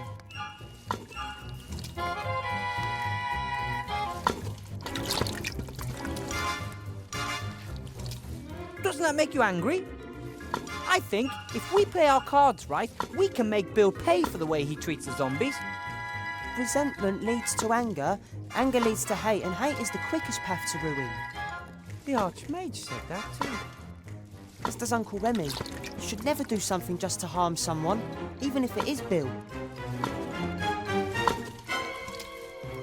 One question.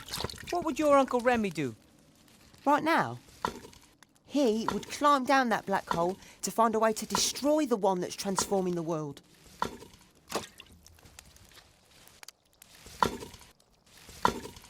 The zombies need our help, Timmy. Why should I help the zombies? You know Bill, the merchant? He smuggled them into the city. He's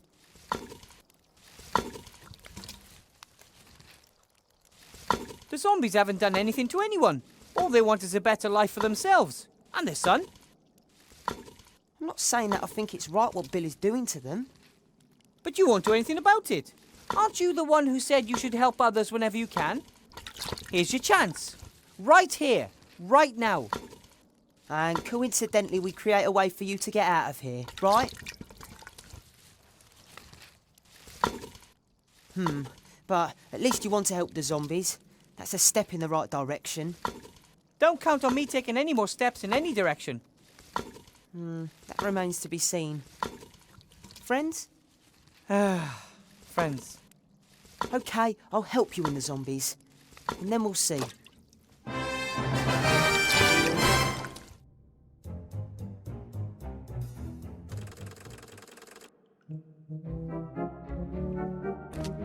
No, I think I'll just leave it there.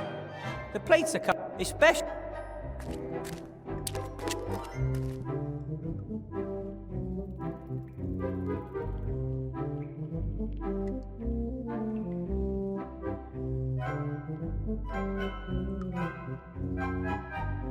I have a little cape here, Timmy. And what are you going to do with it? Esther isn't able to mix the fluffy pink paint alone. She needs Ethel's help. But Ethel won't help her unless Remy asks her to. Uncle Remy always gives his orders face to face. And I think even Ethel would realise you aren't Uncle Remy. Exactly. That's why I thought of you. A disguise. But my voice is much too high-pitched. I could do the talking for you. That sounds like a plan that simply can't fail.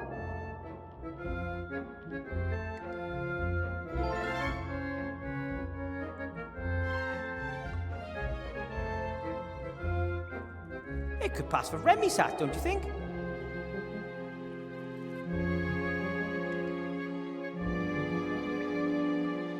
A device that can be used to hold glass flasks.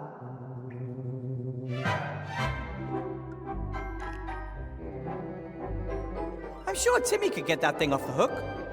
But there has to be a safer way to get the little guy up there, or a more spectacular one. Either would work.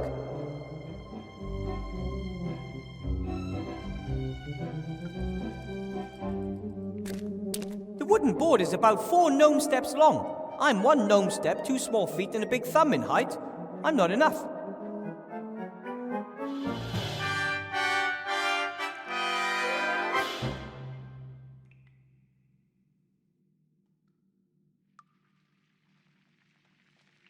Hey, Timmy, have a look at this feather.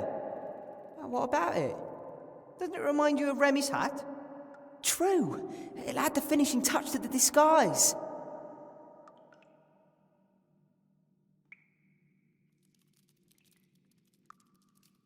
I'm glad Timmy's with me. He reminds me of how I used to be. Optimistic, fearless, naive.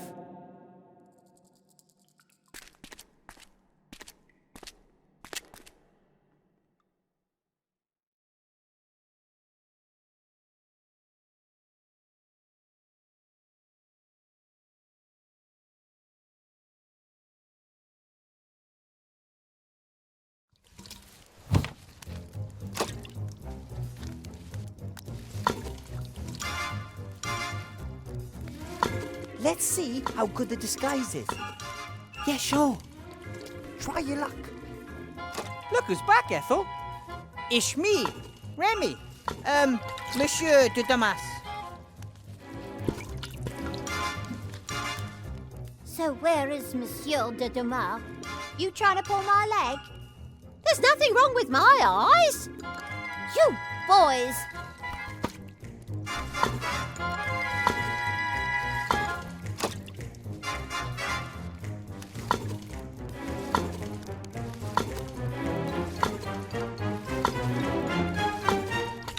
Hey, Timmy, do you think you could bring me that towel? Can you distract her so I can try? Hi, Ethel.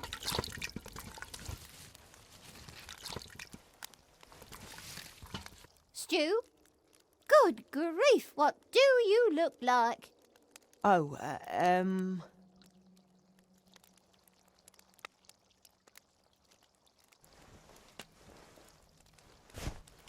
Got it. The candle stays here. Are you trying to distract me, Timmy? We wouldn't dream of it. Good, good. You wouldn't succeed anyway. was nice talking to you. Hi, Ethel. Can I have some more stew? But of course, my big un.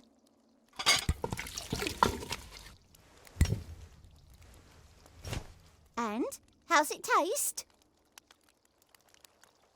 Tastes great, but it could be a little hotter. Ah, understood.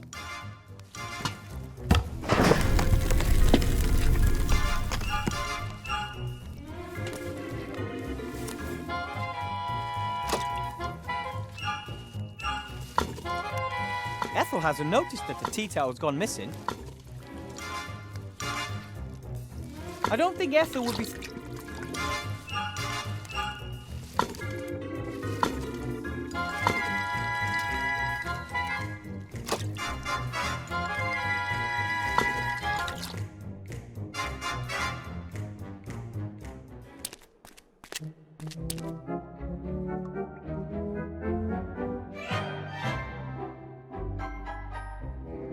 Oh, okay. Ugh! Now the towel's all dirty and greasy, but the dishes still aren't clean.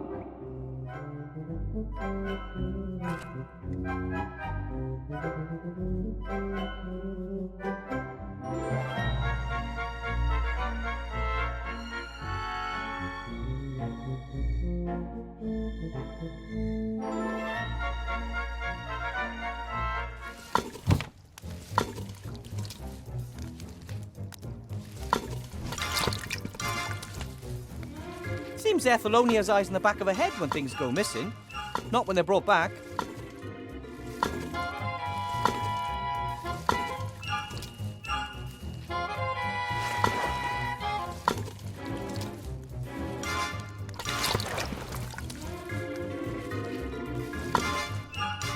Pretty strong and very... It's even double-sided. That's twice as good as normal tape. Hi, Ethel. Can I have some more? But of course.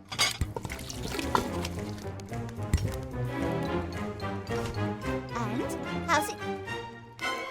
Tastes great, but it... Ah, and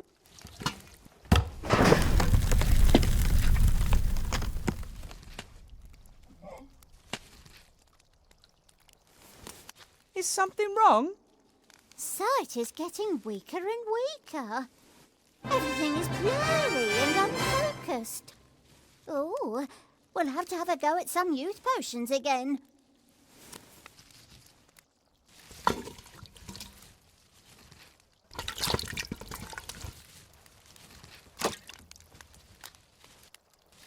Let's see how good the disguise is. Yeah, sure. Try your luck. Look who's back, Ethel. It's me, Remy. Monsieur de Damas.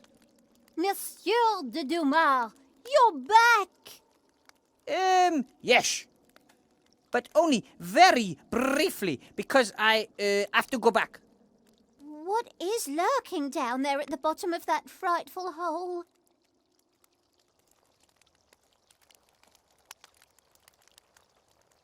I'll tell you everything, but for now, please, there's something you have to do for me. Oh, of course. Anything. I want you to help the zombies under the mountain of rubbish. Oh. Well, is that really necessary? The way things are at the moment, we use every friend we can get. We'll Wilbur said something to that effect as well. What do you reckon? Remy's probably right. Exactly. Listen to Wilbur. Okay then, what should I do? Help the zombie woman Esther mix this fluffy paint the zombies need. That shouldn't be a problem, as long as they don't eat me. I can guarantee they won't.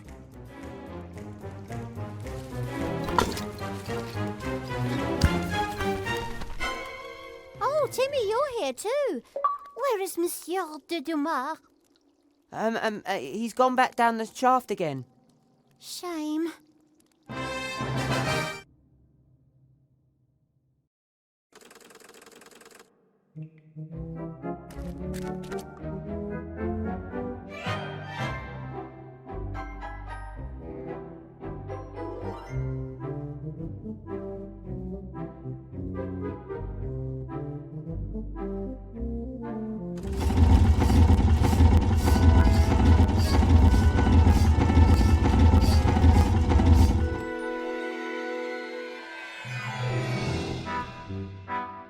I bet it's not easy for Nate. He has the best playground.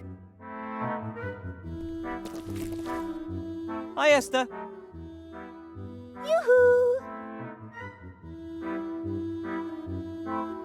Look who I have here. Oh, hello. This is Ethel. Ethel, this is Esther. Oh, hello. I think you've already met. I'm very sorry that my husband and I scared you so much before. And, I'm sorry that I nibbled you a bit. That's okay. It can happen. I like the flower in your hair. Very pretty. Oh, thanks. I like the fact that you don't want to eat me. Wilbur said you had some kind of alchemy problem. I'm trying to make pink paint, but it has to be fluffy. Ah, understood. Show me what you've got.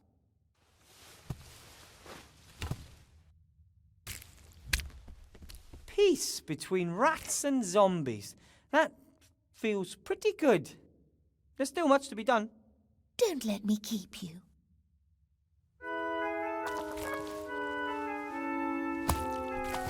A portrait painted by Esther.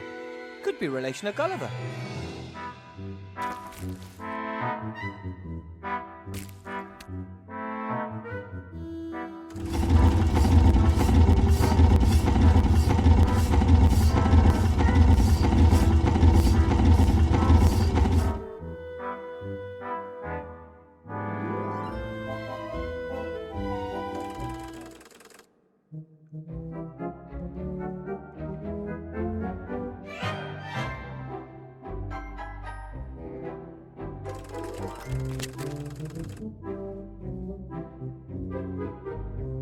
Ooh, another firework.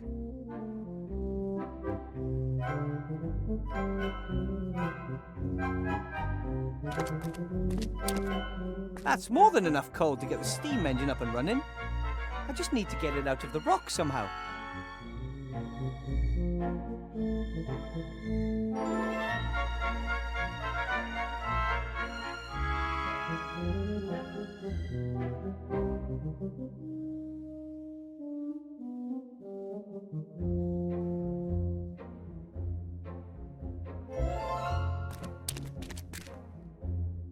I'll tie the other end off here so it doesn't fall.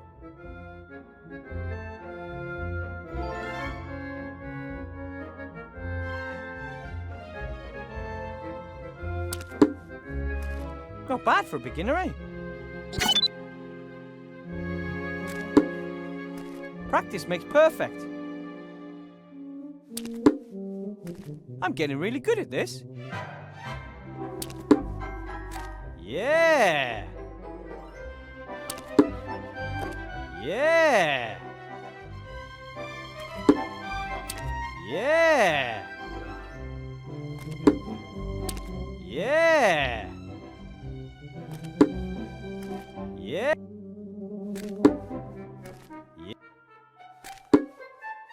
Yeah. Yeah.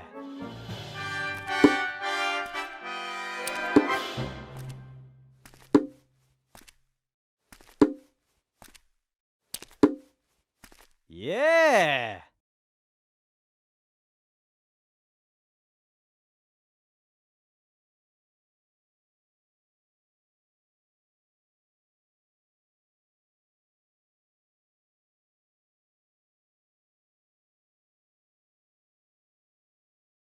A device that can be used to hold glass flasks, test tubes and stuff.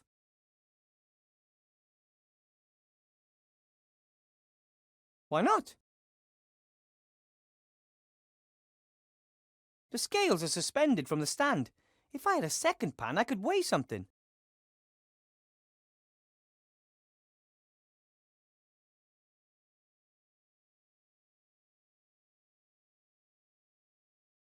Okay, I poke a hole in the bag. Sand trickles out, it falls onto the scales, thereby pushing one side down and the other side up. Fine example of cause and effect. But how would that help?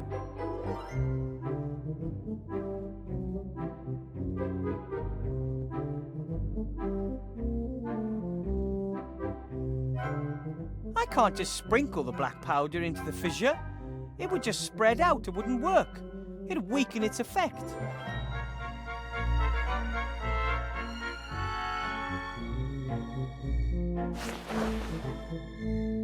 That's enough black powder for a stick of dynamite. Almost.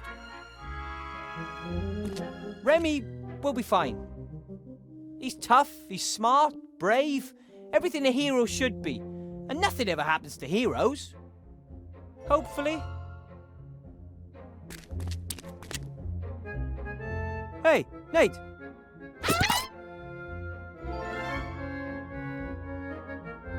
Time for...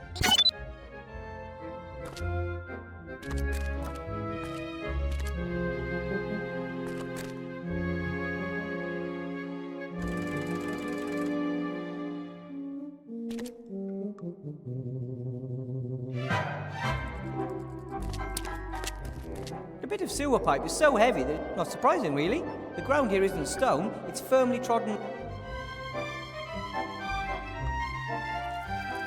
I'm sure Timmy could get that thing off the hook, but there has to be a safer way to get the little guy.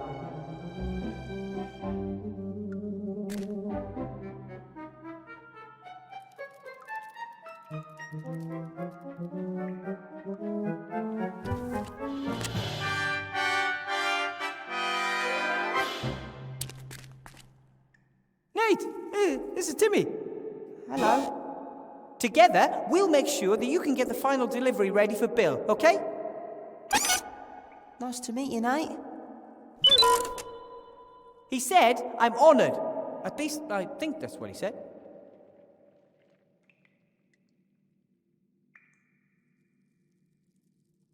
Hey! Time...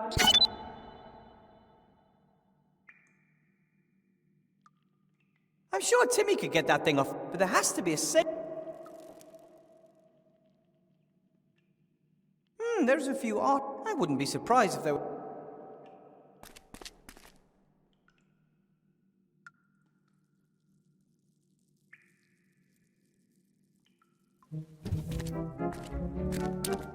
Hey! Time for...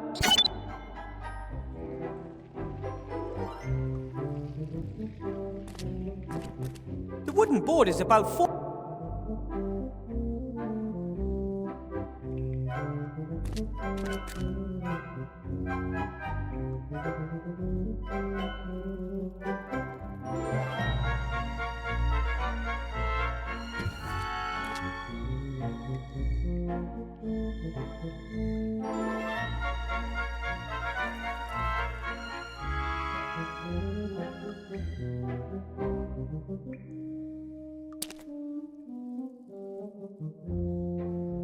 This person is considered armed and dangerous.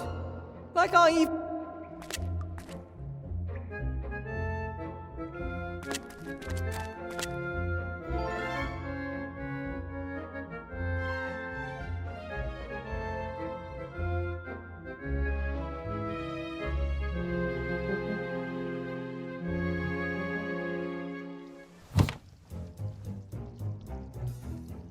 Ethel left a stew pot with the stew behind.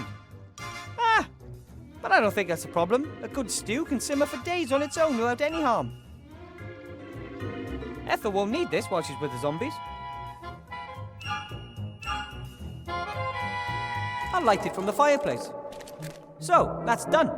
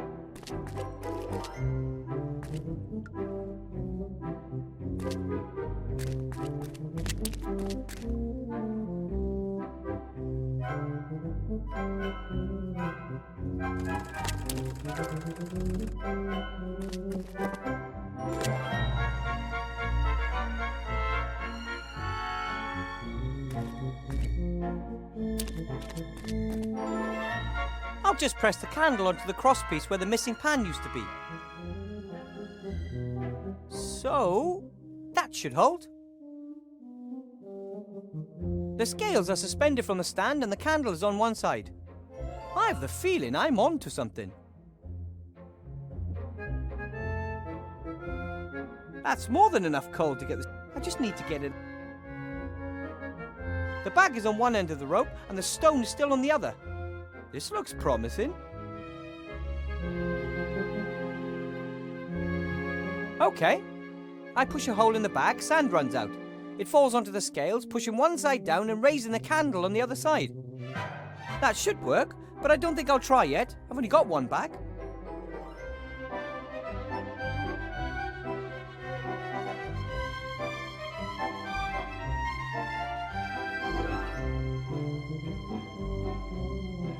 I can't just sprinkle the black.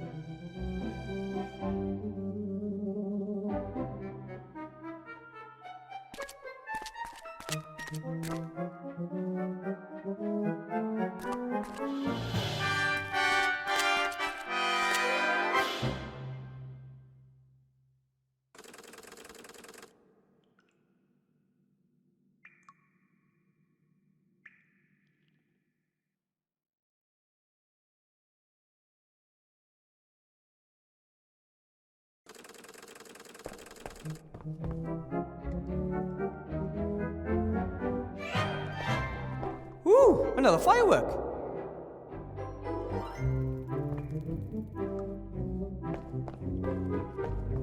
Ooh, another firework.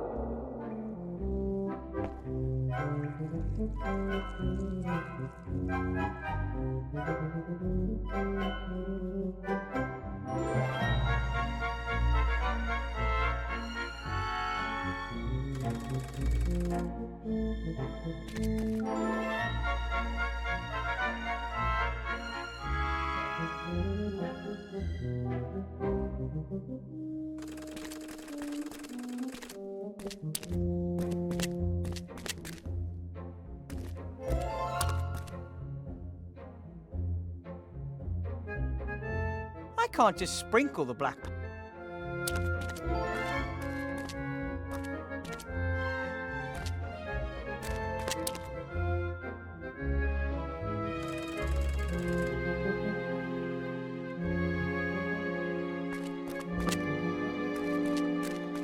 That V-belt up there? All right then. Then we just got to get it down somehow. Nah, clearly out of my reach.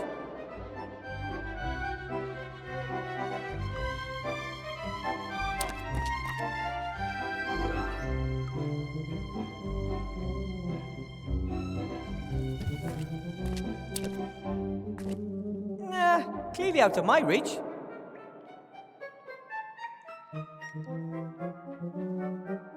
I'm sure Timmy could get that thing up, but there has to be a safer way to get the little guy up there.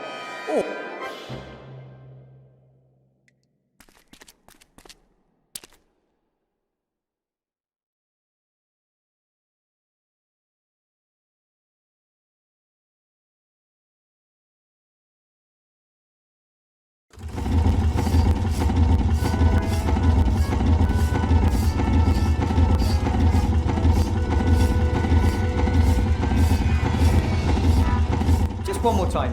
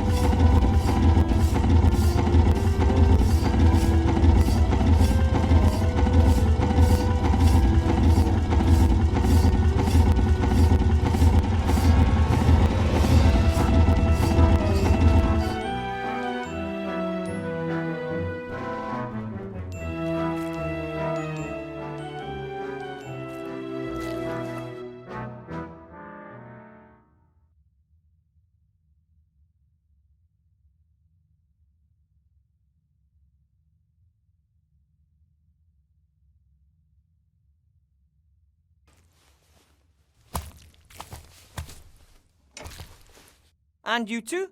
Making progress with the fluffy paint? Of course we are. Ethel knows her stuff. Well prepared, well prepared. You really seem to like each other. Esther is very friendly.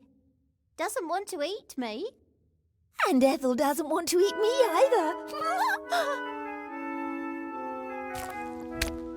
When do you think the fluffy paint will be ready? I bet we'll be finished with this before you boys have got your slates sorted. That's good news. Don't tell Gulliver about it. Let's surprise him. My lips are sealed.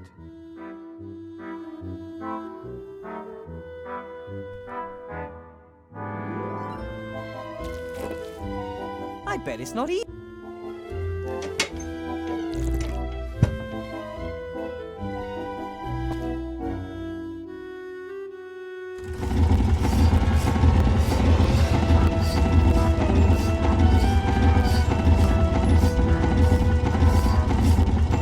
Quite disturbing for no reason.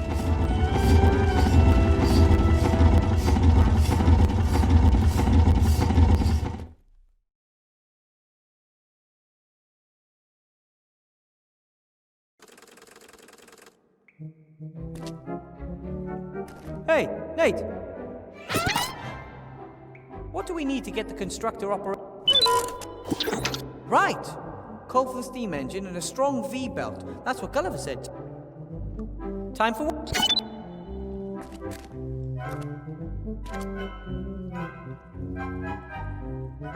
There's a few artificial columns and arches here, as well as natural caves. I wouldn't be surprised if there was some mining done here once.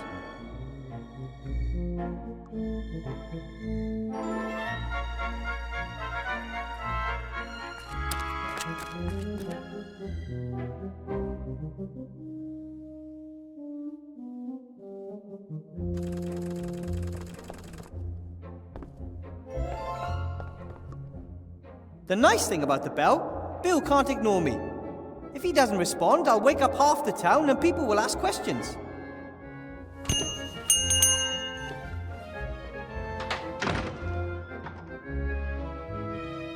What do you want? I'm helping Gulliver, Esther and Nate produce the slates. Rats and zombies. You've got strange friends, Weatherford. Gulliver says you helped them too. If he says so. They were desperate to get into town. I charged them a pretty penny for it. Gulliver slaves away day and night to pay off what he owes you. Yes, I have to admit he's doing much better than expected.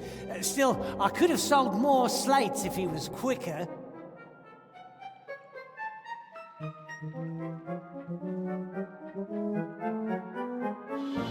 There are a few problems with the last delivery. Yes, tell me about it. That Van Buren's only prepared to pay a pittance, even though we're talking about a very special and limited edition. Those special requests are the problem. I hope you're paying Gulliver a little extra for them. Weren't you listening? I'm getting less gold per slate. Before my profit margin shrinks, he'll have to do without his gold. We all have to make sacrifices in this financial crisis. Gulliver says the next delivery will have paid his debts. Will you really let them go then? Wilbur, a sea stone merchant always keeps his word. Bill! All right, maybe not, but I will pull them out of there. The magic slate market's collapsed. Prices have hit rock bottom. I'm switching over to water, bread, and fast horses. There's a mint to be made on them right now.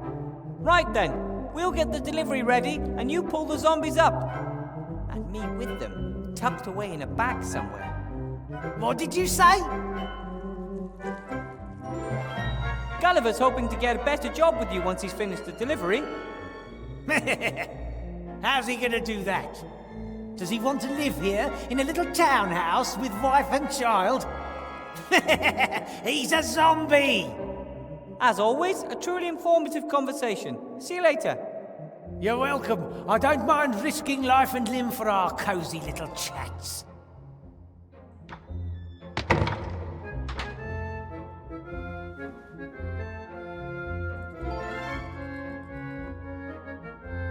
Bill has a rope up there. He'll let it down as soon as we finish the last delivery. At least, that's what he says. It's the best chance I've got. Better not overdo it.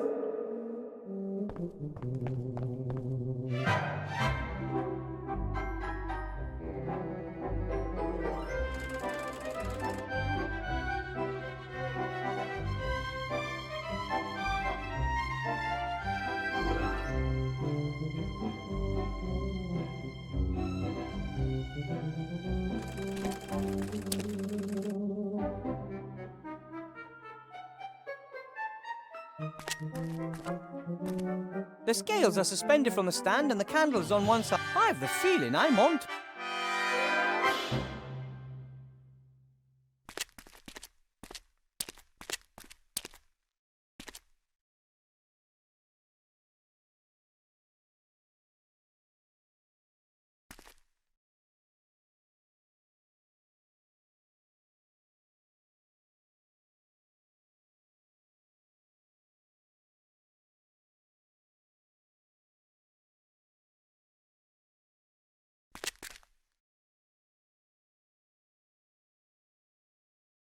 I can't just sprint.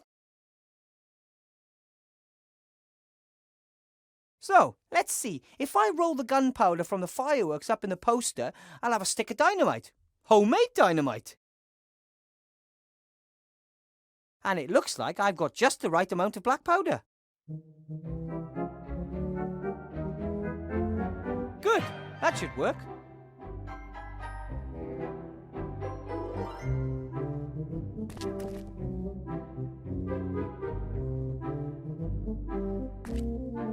Okay, I poke a hole in the bag, sand runs out. It falls onto the scales, pushing one side down and raising the candle on the other side. It ignites the explosive charge and boom! We have our coal. And, thanks to our ingenuity, all our fingers too.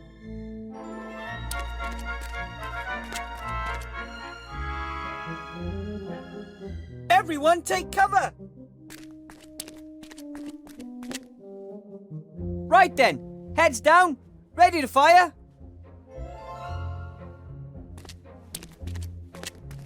Ah! Now! Right now! Now! Now! Any moment now!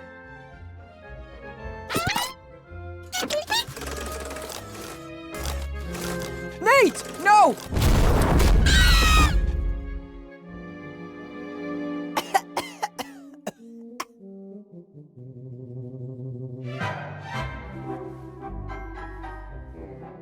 No!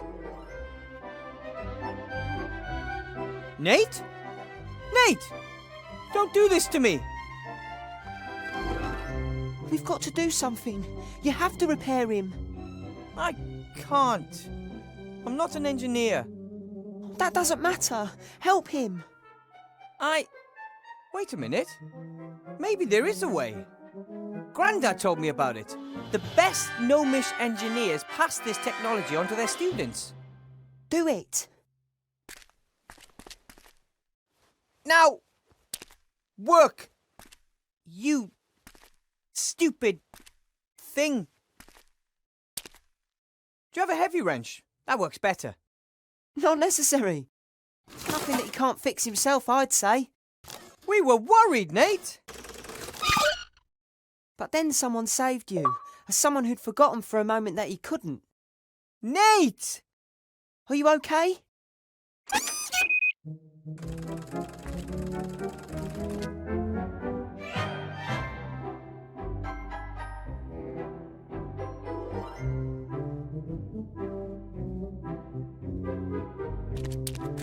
The explosion blew a pretty big hole in the wall. Luckily no one was hurt. Dwarves believe coal brings happiness. I think it mostly makes for dirty fingers. Okay, guys, let's get the pile to the workshop. No, you're just fine. You can help.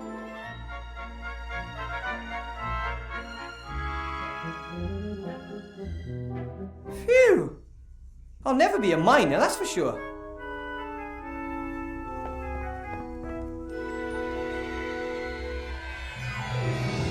Getting the coal here was quite a challenge, but the pile should be enough to get the delivery done. The fire in the furnace heats the kettle above it, turning the water to steam, making the pressure rise. The hotter the fire, the better. We need coal.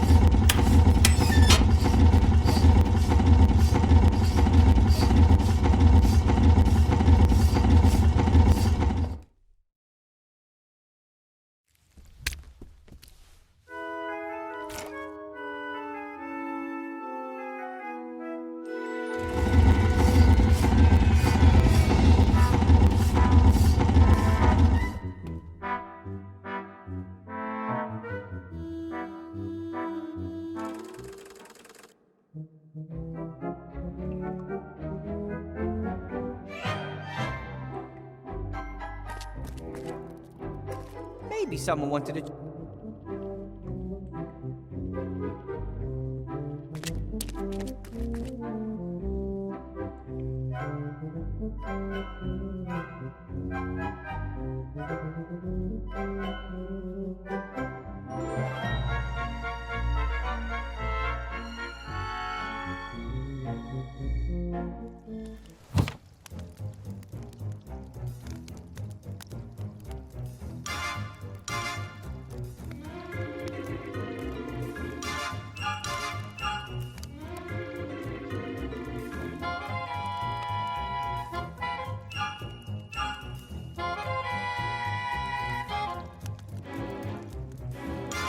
The bowls are made for rats. That means they can't hold much more than a spoonful of soupy stew.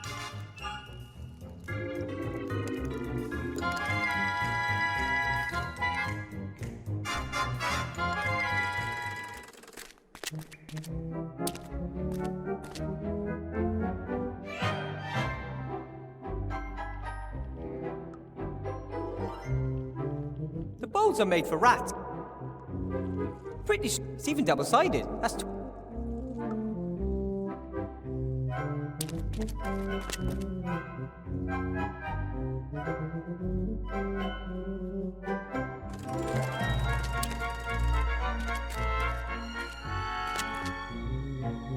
the hole is eerie. Whenever you get close, it...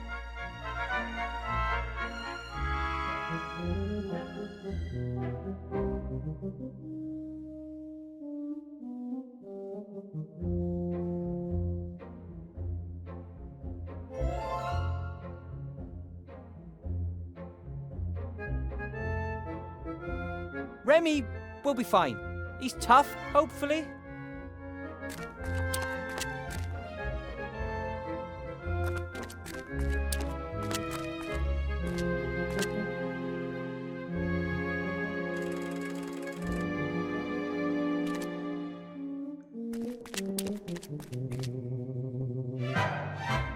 There's a few. I would.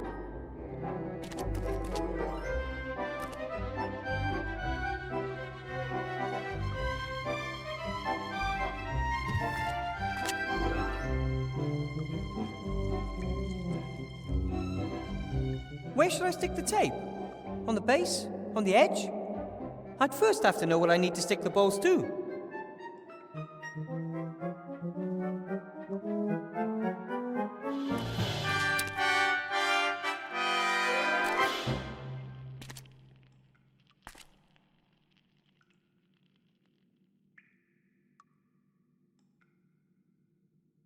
The bowls are made for rats. Nah.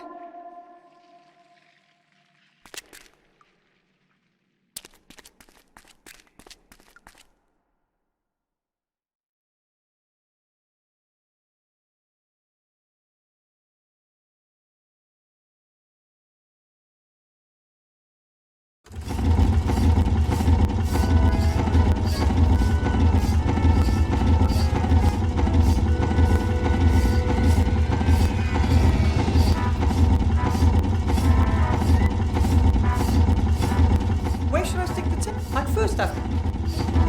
The bowls are made.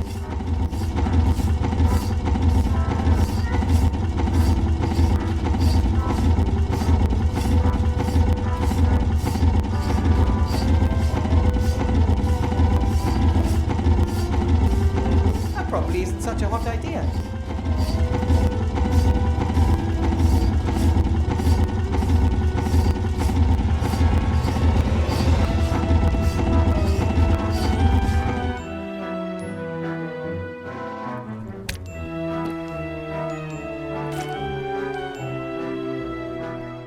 I bet it's not easy for Nate. He had.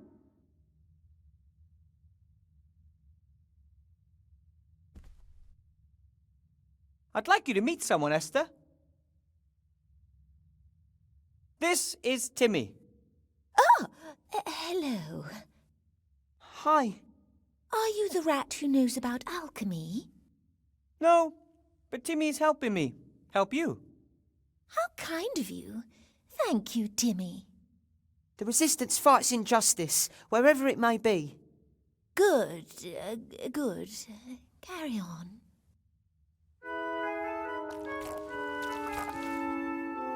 And Shush. No time to chat.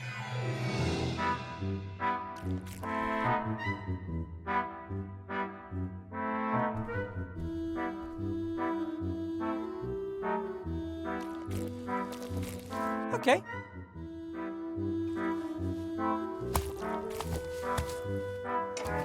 I already have some sand.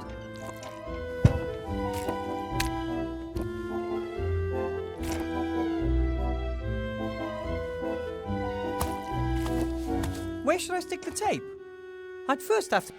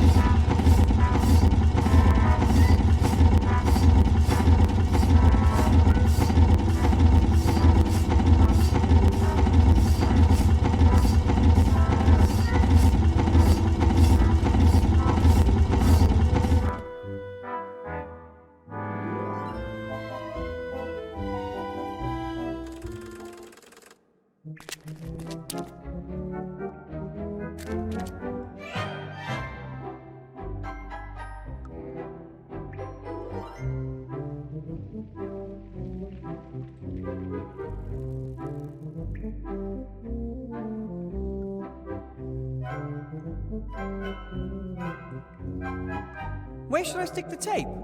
On the base? On the edge? I'd first have to know what I need to stick the balls to.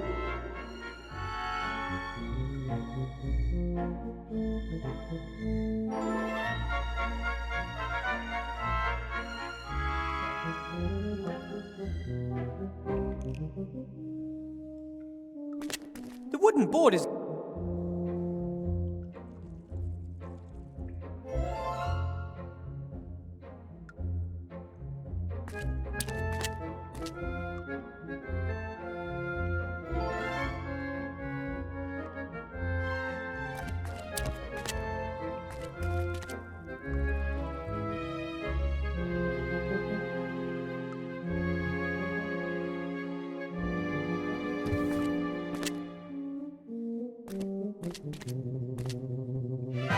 Stand over there, Timmy. What are you doing? I am working on something.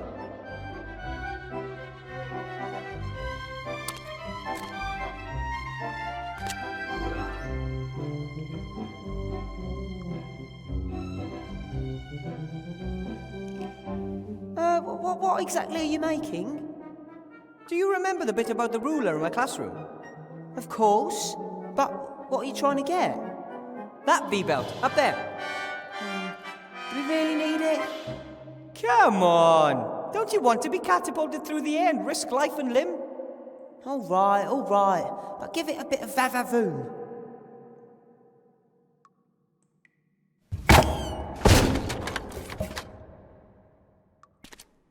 Everything okay, buddy? Wow, that was awesome! And an ogre's hand with too low.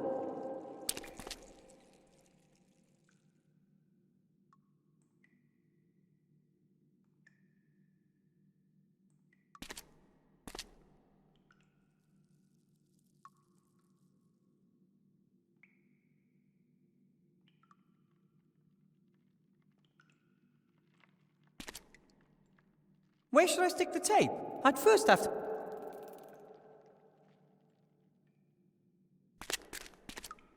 Stand on the seesaw again, Timmy.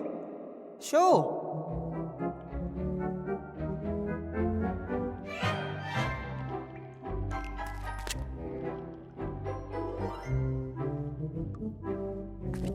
What are you doing? Don't you like seesaws? Oh, seesaws are boring. Ungrateful kids these days.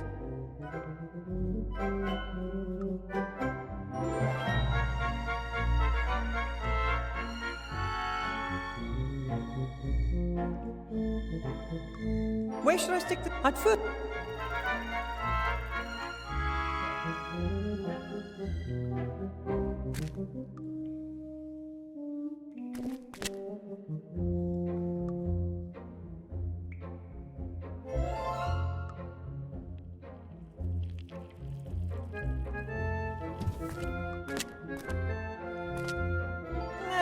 Clearly out of my reach.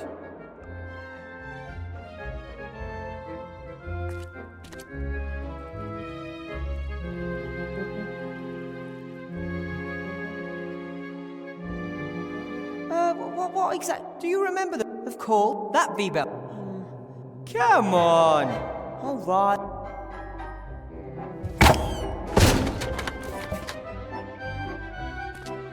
Everything okay, bud? Wow, that... And an ogre's...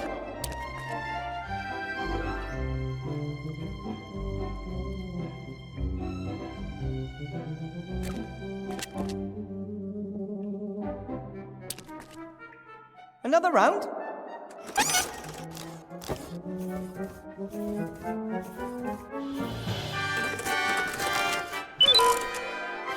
It was my pleasure.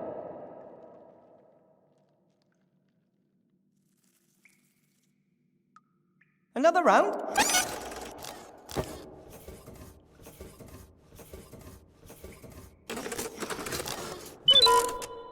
It was my pleasure.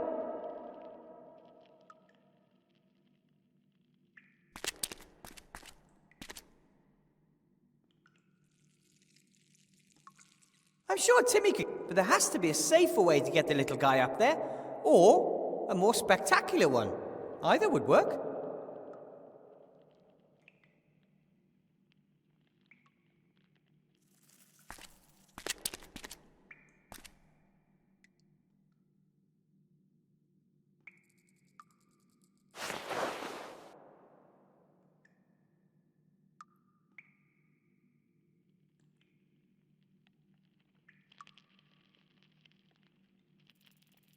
Been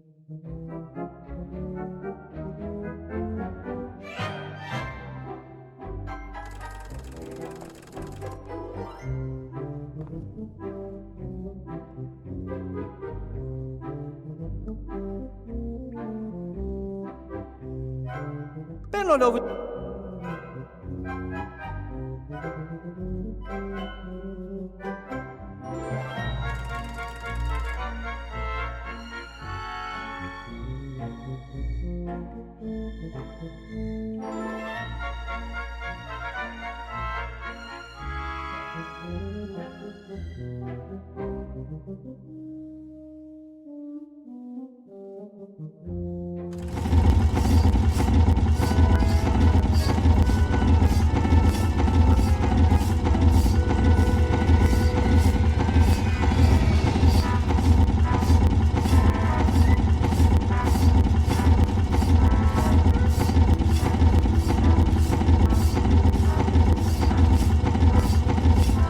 Where should I stick the tape? I'd first have to know what... I'm glad Timmy's with me. He reminds me of our... I'm glad Timmy's with me.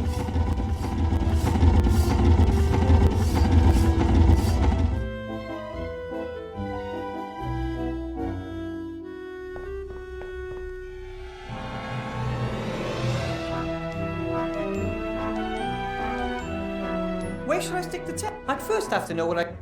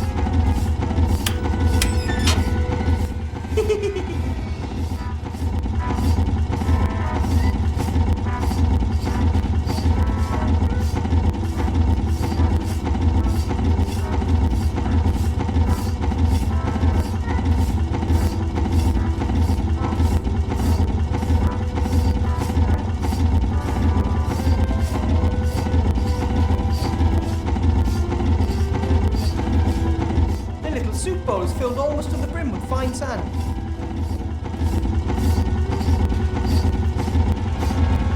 Pretty strong and very sticky tape. Welsh tape. It's famous. It's even double-sided.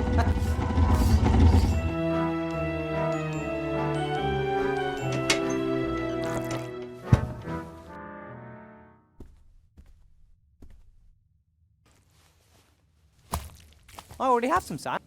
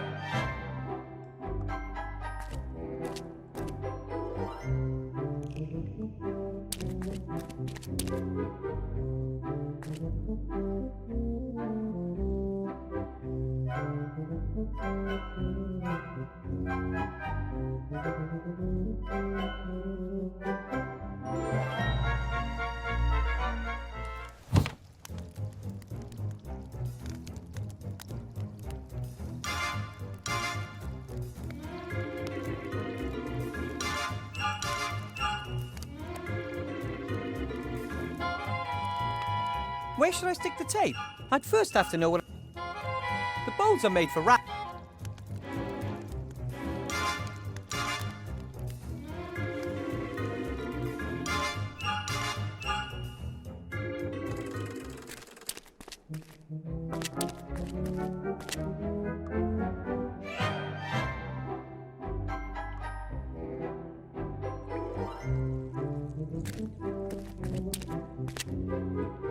Stand on the seesaw again, Timmy.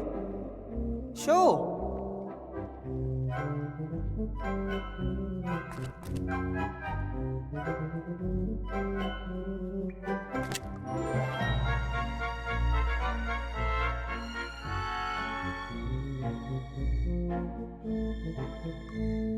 Hey, Nate!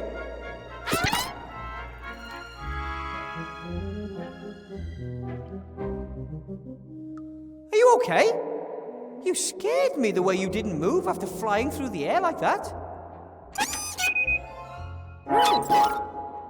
How did I repair you? Let me put it this way. I had to use every last bit of my gnomish engineering skills. Don't ever do anything like that again, okay?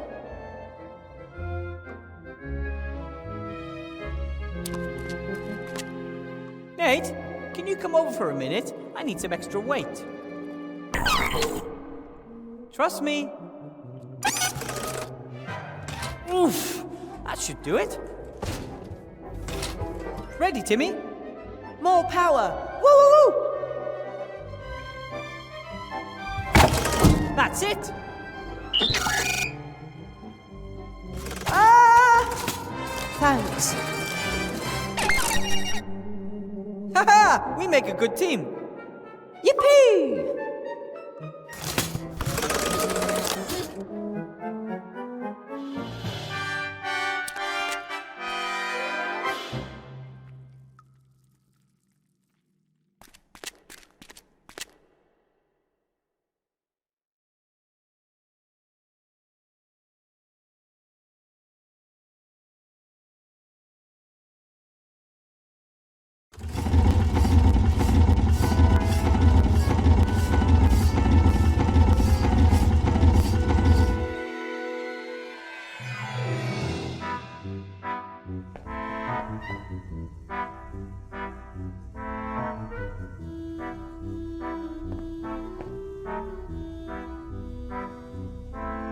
That looks good.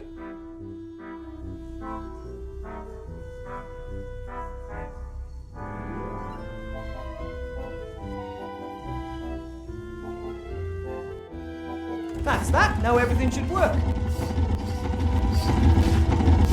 The constructor works? We'll only know once we try.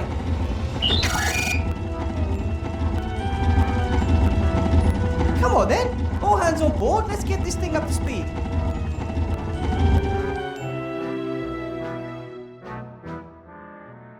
If we can get the pointer into the green and keep it there, the machine will be running efficiently. And how do we do that? The good old gnome way. We just keep fiddling around with it until something happens. All right, you're the boss.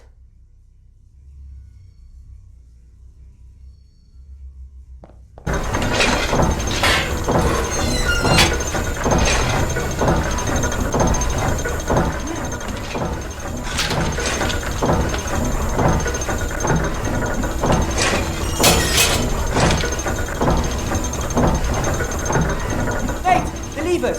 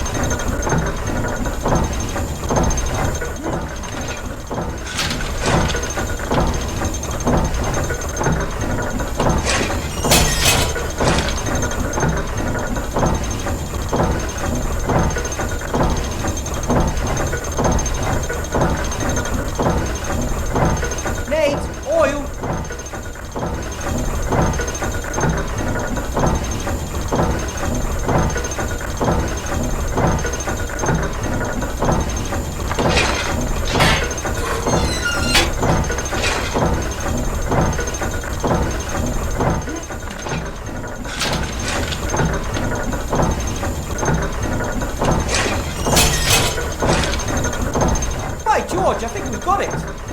Keep it up.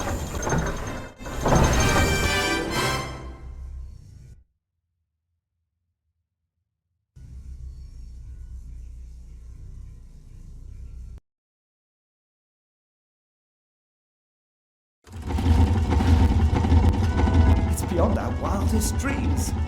The slates are practically flying out of the machine. If only we had the paint too. Here we are.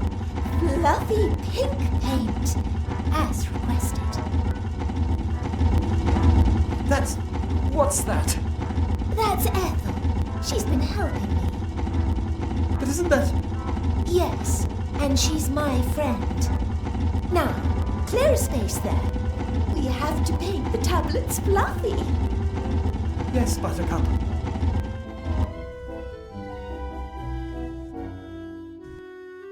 That's the last of them.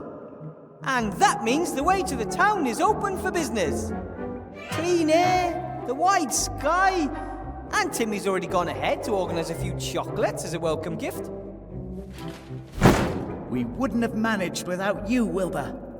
The slates look fantastic. How did you manage to make them so quickly? We all worked together, and we had the constructor. 50 slates an hour, rather than 4 a day. 50 slates? Do you know what this means? The slate business is profitable again, despite the poor price, thanks to low production costs. Yes, I thought we might open a little factory outside the town gates. You put up the capital, and we bring the know-how. And you'd already have a factory manager, too. I've got a better idea. You stay where you are and produce a few hundred more of these babies. But that wasn't the deal. I promised the others I'd get them out of here. You should never make a promise you can't keep. You've got a week. You better get cracking. Or I might just let slip you're hiding a wanted criminal down there. Bill!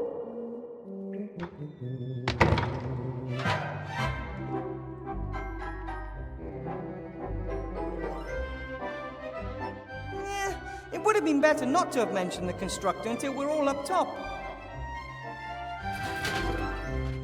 He gave me his word.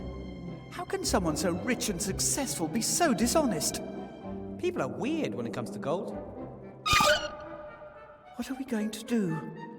Are we going to spend the rest of our lives amongst the rubbish building things for Bill so he can live a better life? I'm sorry, Gulliver. I really thought he would take us out of here. We need a plan. Only I just don't know where to start. Ivo! Princess Ivo is in town.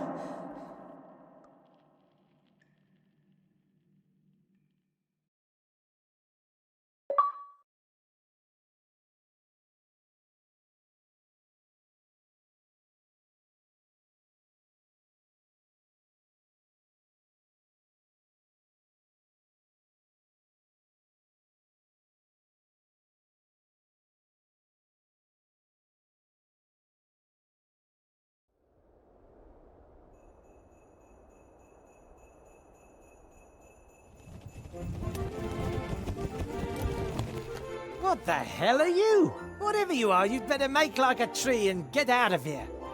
I'm an elf and demand to know what's going on here. Too fat to be an elf. Well, really, I am. You're not allowed in the upper town without permission. Get on your thing and take a hike.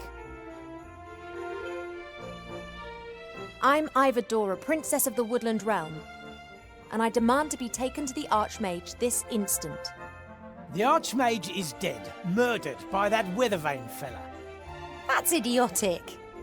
That's the official version, the only one you should mention in this town. Weathervane is a wanted gnome. Him and the other terrorists have fled into the underground. You think that Wilbur Weathervane, little Wilbur, is a terrorist? What's size got to do with it? That damn king of thieves is a terrorist. Him and his rats are the heart of the underground. Where are they hiding? I already told you, in the underground. There are hundreds of ways down there, if you're a rat, and Van Buren is having all the rat holes she can find blocked up. And if one is not a rat? I only know of one way in, big enough for a grown man. That means it's maybe even big enough for you. I am not fat. It would appear that elf pregnancies progress a little differently outside of the woodland realm. Don't you get fat at home? Elf pregnancies take years, but here? Oh, it seems that years turn into days. You should be glad. You'll get it over and done with quicker. I'm really not into... Oh boy. If Alistair is currently indisposed, who's in charge? Merchant Council Leader Van Buren. Then take me to her. Ha! Believe me, you don't want to go anywhere near that woman, not to mention her daughter. This grand entrance to the underground, where exactly is it? Are you planning to make common cause with the terrorists? Perhaps I want to arrest them. Van Buren isn't interested in making arrests. She wants Weathervane and the King of Thieves well and truly out of her way. They both mean trouble, always have done. I've got nothing against your friend, but I'd love to see that little French rat with the Spanish accent put to the sword. Where's the entrance? You won't get any information out of me, Elf. Trust me, I'm doing you a favour. I'm sure I'll find out exactly what I need to know. You shouldn't be here. You should save your skin and get out of here while you can. You've got to think for two now. Don't forget that. Bye. Come on, Buttercup. Perhaps we'll find out more elsewhere.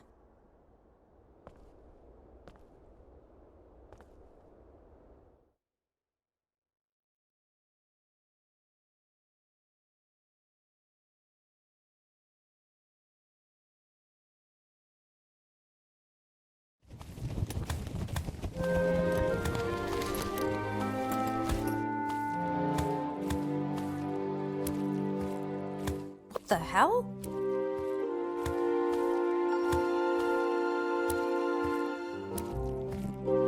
Wanted for the murder of Archmage Alistair, the dirty, rotten, dangerous, armed and whiffy fiend, Wilbur Weathervane. The wanted man is armed and dangerous. Ha! Wilbur might be many things, but armed and dangerous? Hi there. Well, hello there. Oh, what do you want? Wanted for Archmage's murder? Has this dangerous terrorist still not been apprehended? It's a lot of nonsense. Van Buren wants to get rid of the rats because they're Alistair's allies. She calls them terrorists so that her people can snoop around under the pretense they just want to block off the rat holes. Completely incidentally, wink wink, they find out, of course, who lives where and what they think of Van Buren. You jeeper troll dung, I tell you. Hello, Mr. Fox. Oh, shit. It appears we need to have a little conversation. You must be Council Leader Van Buren. Clever girl. I wanted to ask you if...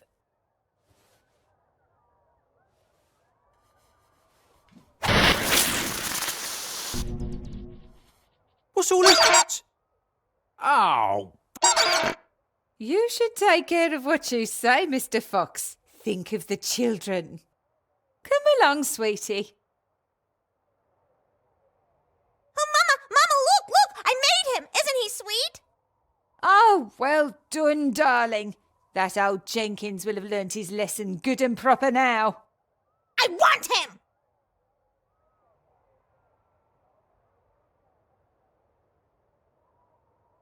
Sorry, little one.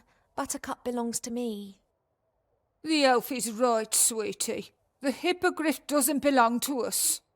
I made him, Mama. He's mine! But, sweetie! Mine! Oh, of course. Then you take him with you.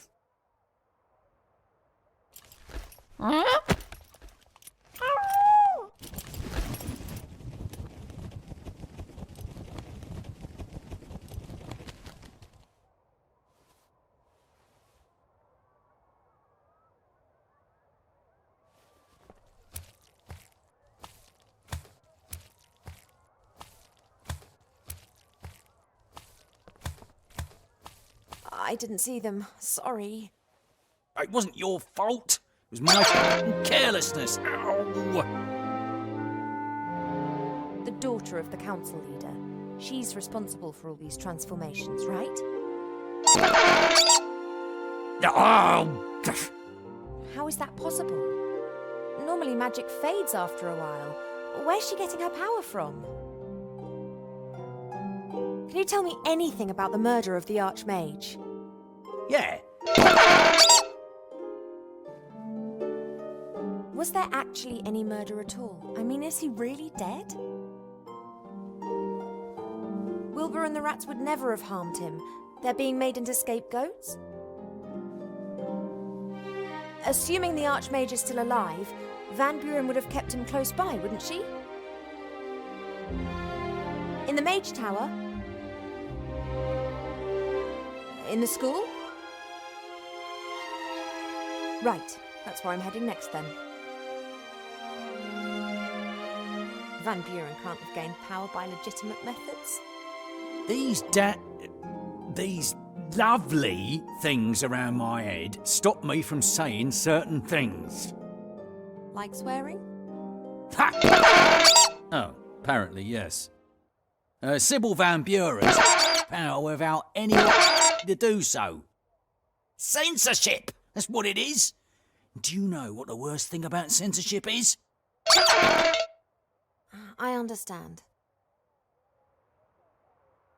What are you going to do about those things around your head? What can I do? I'm a journalist, not a mage. There aren't any mages left in this town. Van Buren has them all. Magic is the key to her power. Does she think that only a mage can stop her now? How convenient that the town's most inventive mage is underground and wanted for murder. I must go. Stay strong. You might find this useful if you want to take a look round the upper town. Thank you.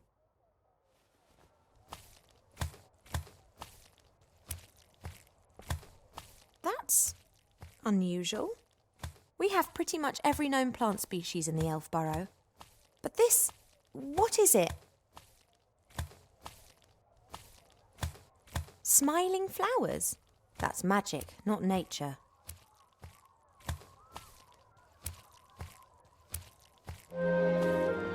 Dolls, toy animals. There are puppies and pink dresses back there. And there's a painting of young minstrels. A remarkable range of goods. Seastone's a harbour town. It's pretty rough here. That shop's asking for trouble with that range of goods, even if some of the seafarers are a bit soft in the head.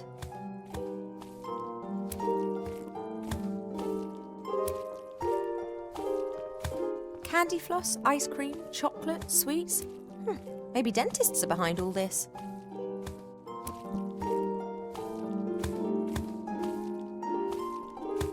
I'm an elf and don't feel the heat and cold as much as humans do. Otherwise, elf girls' clothing would be extremely impractical. Not a soul to be seen. Either everyone's hiding in their houses, or this place is a ghost town. Seastone is big. First, I should gather as much information as possible from up here before I go wandering aimlessly through the town down there. I'm an elf and don't feel... Otherwise, elf...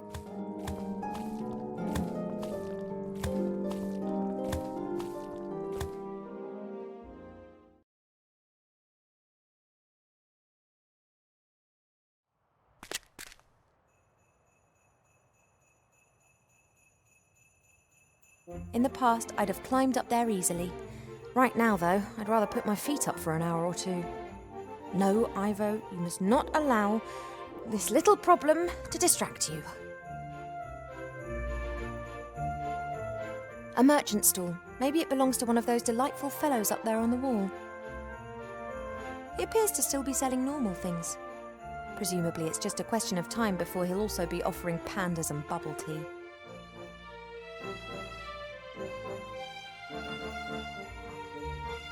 Seastone. I've never understood why so many people want to live in such a small place. The whole town looks like a rubbish tip over a sewer. Despite this, everyone was drawn here after the war.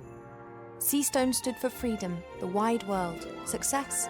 If you can make it here, you can make it anywhere.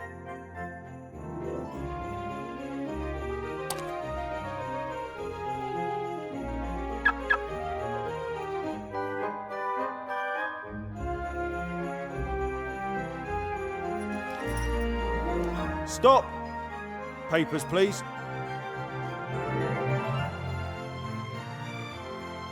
You do not need to see my papers. I am not one of the terrorists that you're looking for.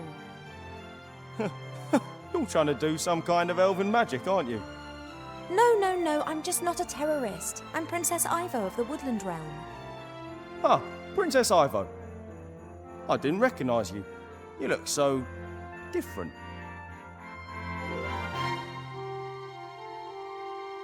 That nauseatingly cute world down there. What's that all about? The Honourable Council Leader Van Buren is cleaning up the town. Seastone is to become a beautiful and peaceful town. Rules must be applied. And the townspeople have agreed to this? Well, strictly speaking, there wasn't an election. The council leader was the only candidate left after the brutal murder of the Archmage. An election would have just been a waste of taxpayers' money, wouldn't it? I have an appointment with Council Leader Van Buren. Take me to her. Are you sure? I mean, she didn't tell me. Does the Council Leader normally discuss her diary with the town guard? No, but... I'm here on an official visit. My mother, the Queen, has sent me to pay the Council Leader Van Buren a courtesy call. Is there a problem? Of course not, Your Highness. This way, please.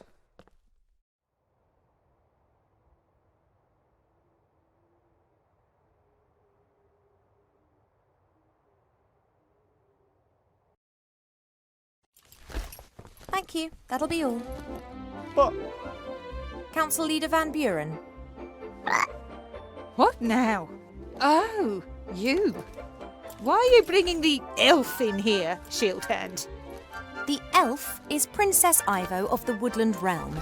I'm here on official business by order of my mother, the Queen. Princess Ivo? What an honour! How can I be of service to you? I can see that you've redecorated in here too. Pretty. I can't believe that the Queen of the Woodland Realm has sent you to pick up interior design tips from me. No, it isn't like that. I'm just amazed that the inhabitants of the town didn't raise any objections to the new... style. Princess Ivo, how can I be of service to your mother? We received the sad news about the death of the Archmage.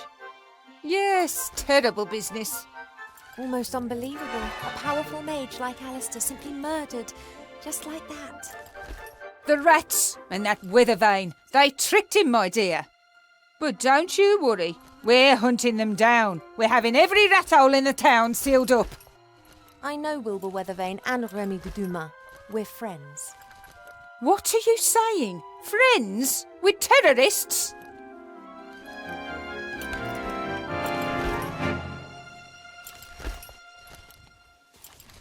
Enough of this nonsense. Where is Alistair? What's happened in the town? And why are you trying to put the blame onto Wilbur and Remy? I was present when Weathervane murdered the Archmage. I saw it with my own eyes. Are you saying that I'm a liar?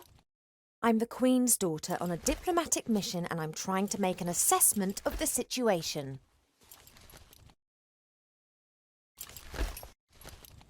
The last time I was here, the town was full of people. Yes, we have cleaned up. That encampment in front of the gates was unworthy of the town. I agree. But where are the refugees? Gone. And that's why the citizens of this town can live a decent, orderly life now.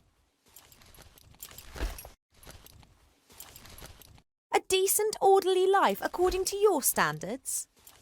According to the right standards. There's no crime in Seastone anymore. No beggars. No one breaking the rules.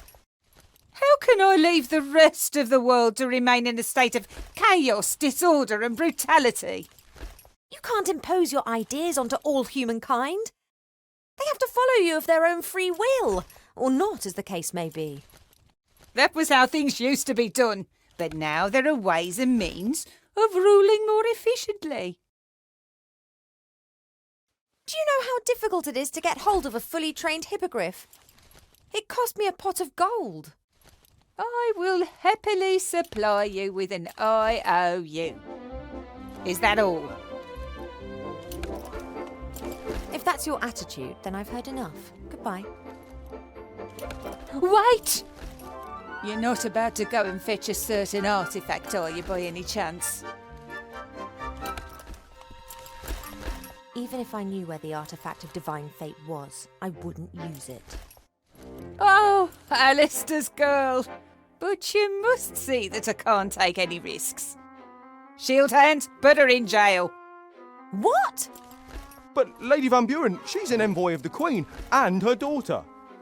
I will pay a visit to the woodland realm and explain from Queen to Queen. From democratically elected leader to Queen. This way, please, Princess. Come any closer and I'll box you.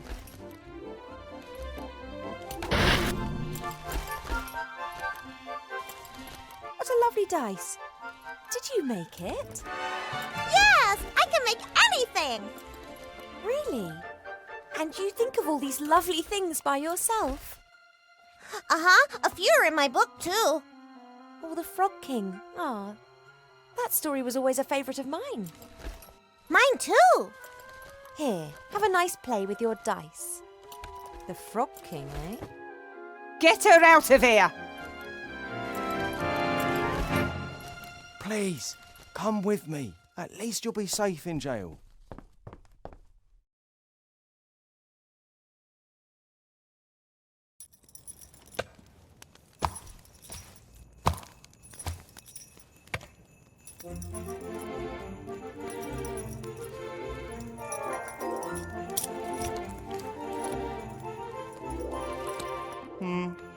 No, that's not quite straight either. Try again.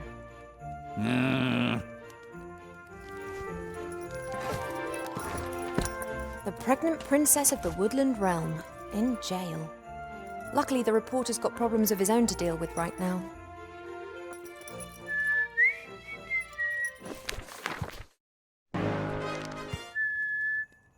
Hey! Psst! You there!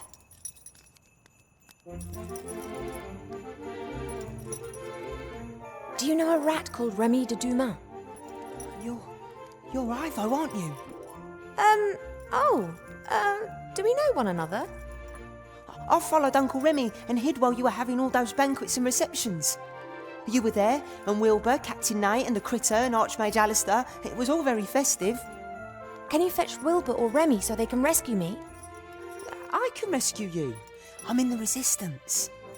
Yeah, of course, but perhaps your uncle... Oh, he's on a mission. But fortunately, there's a rat here who can help a princess in need.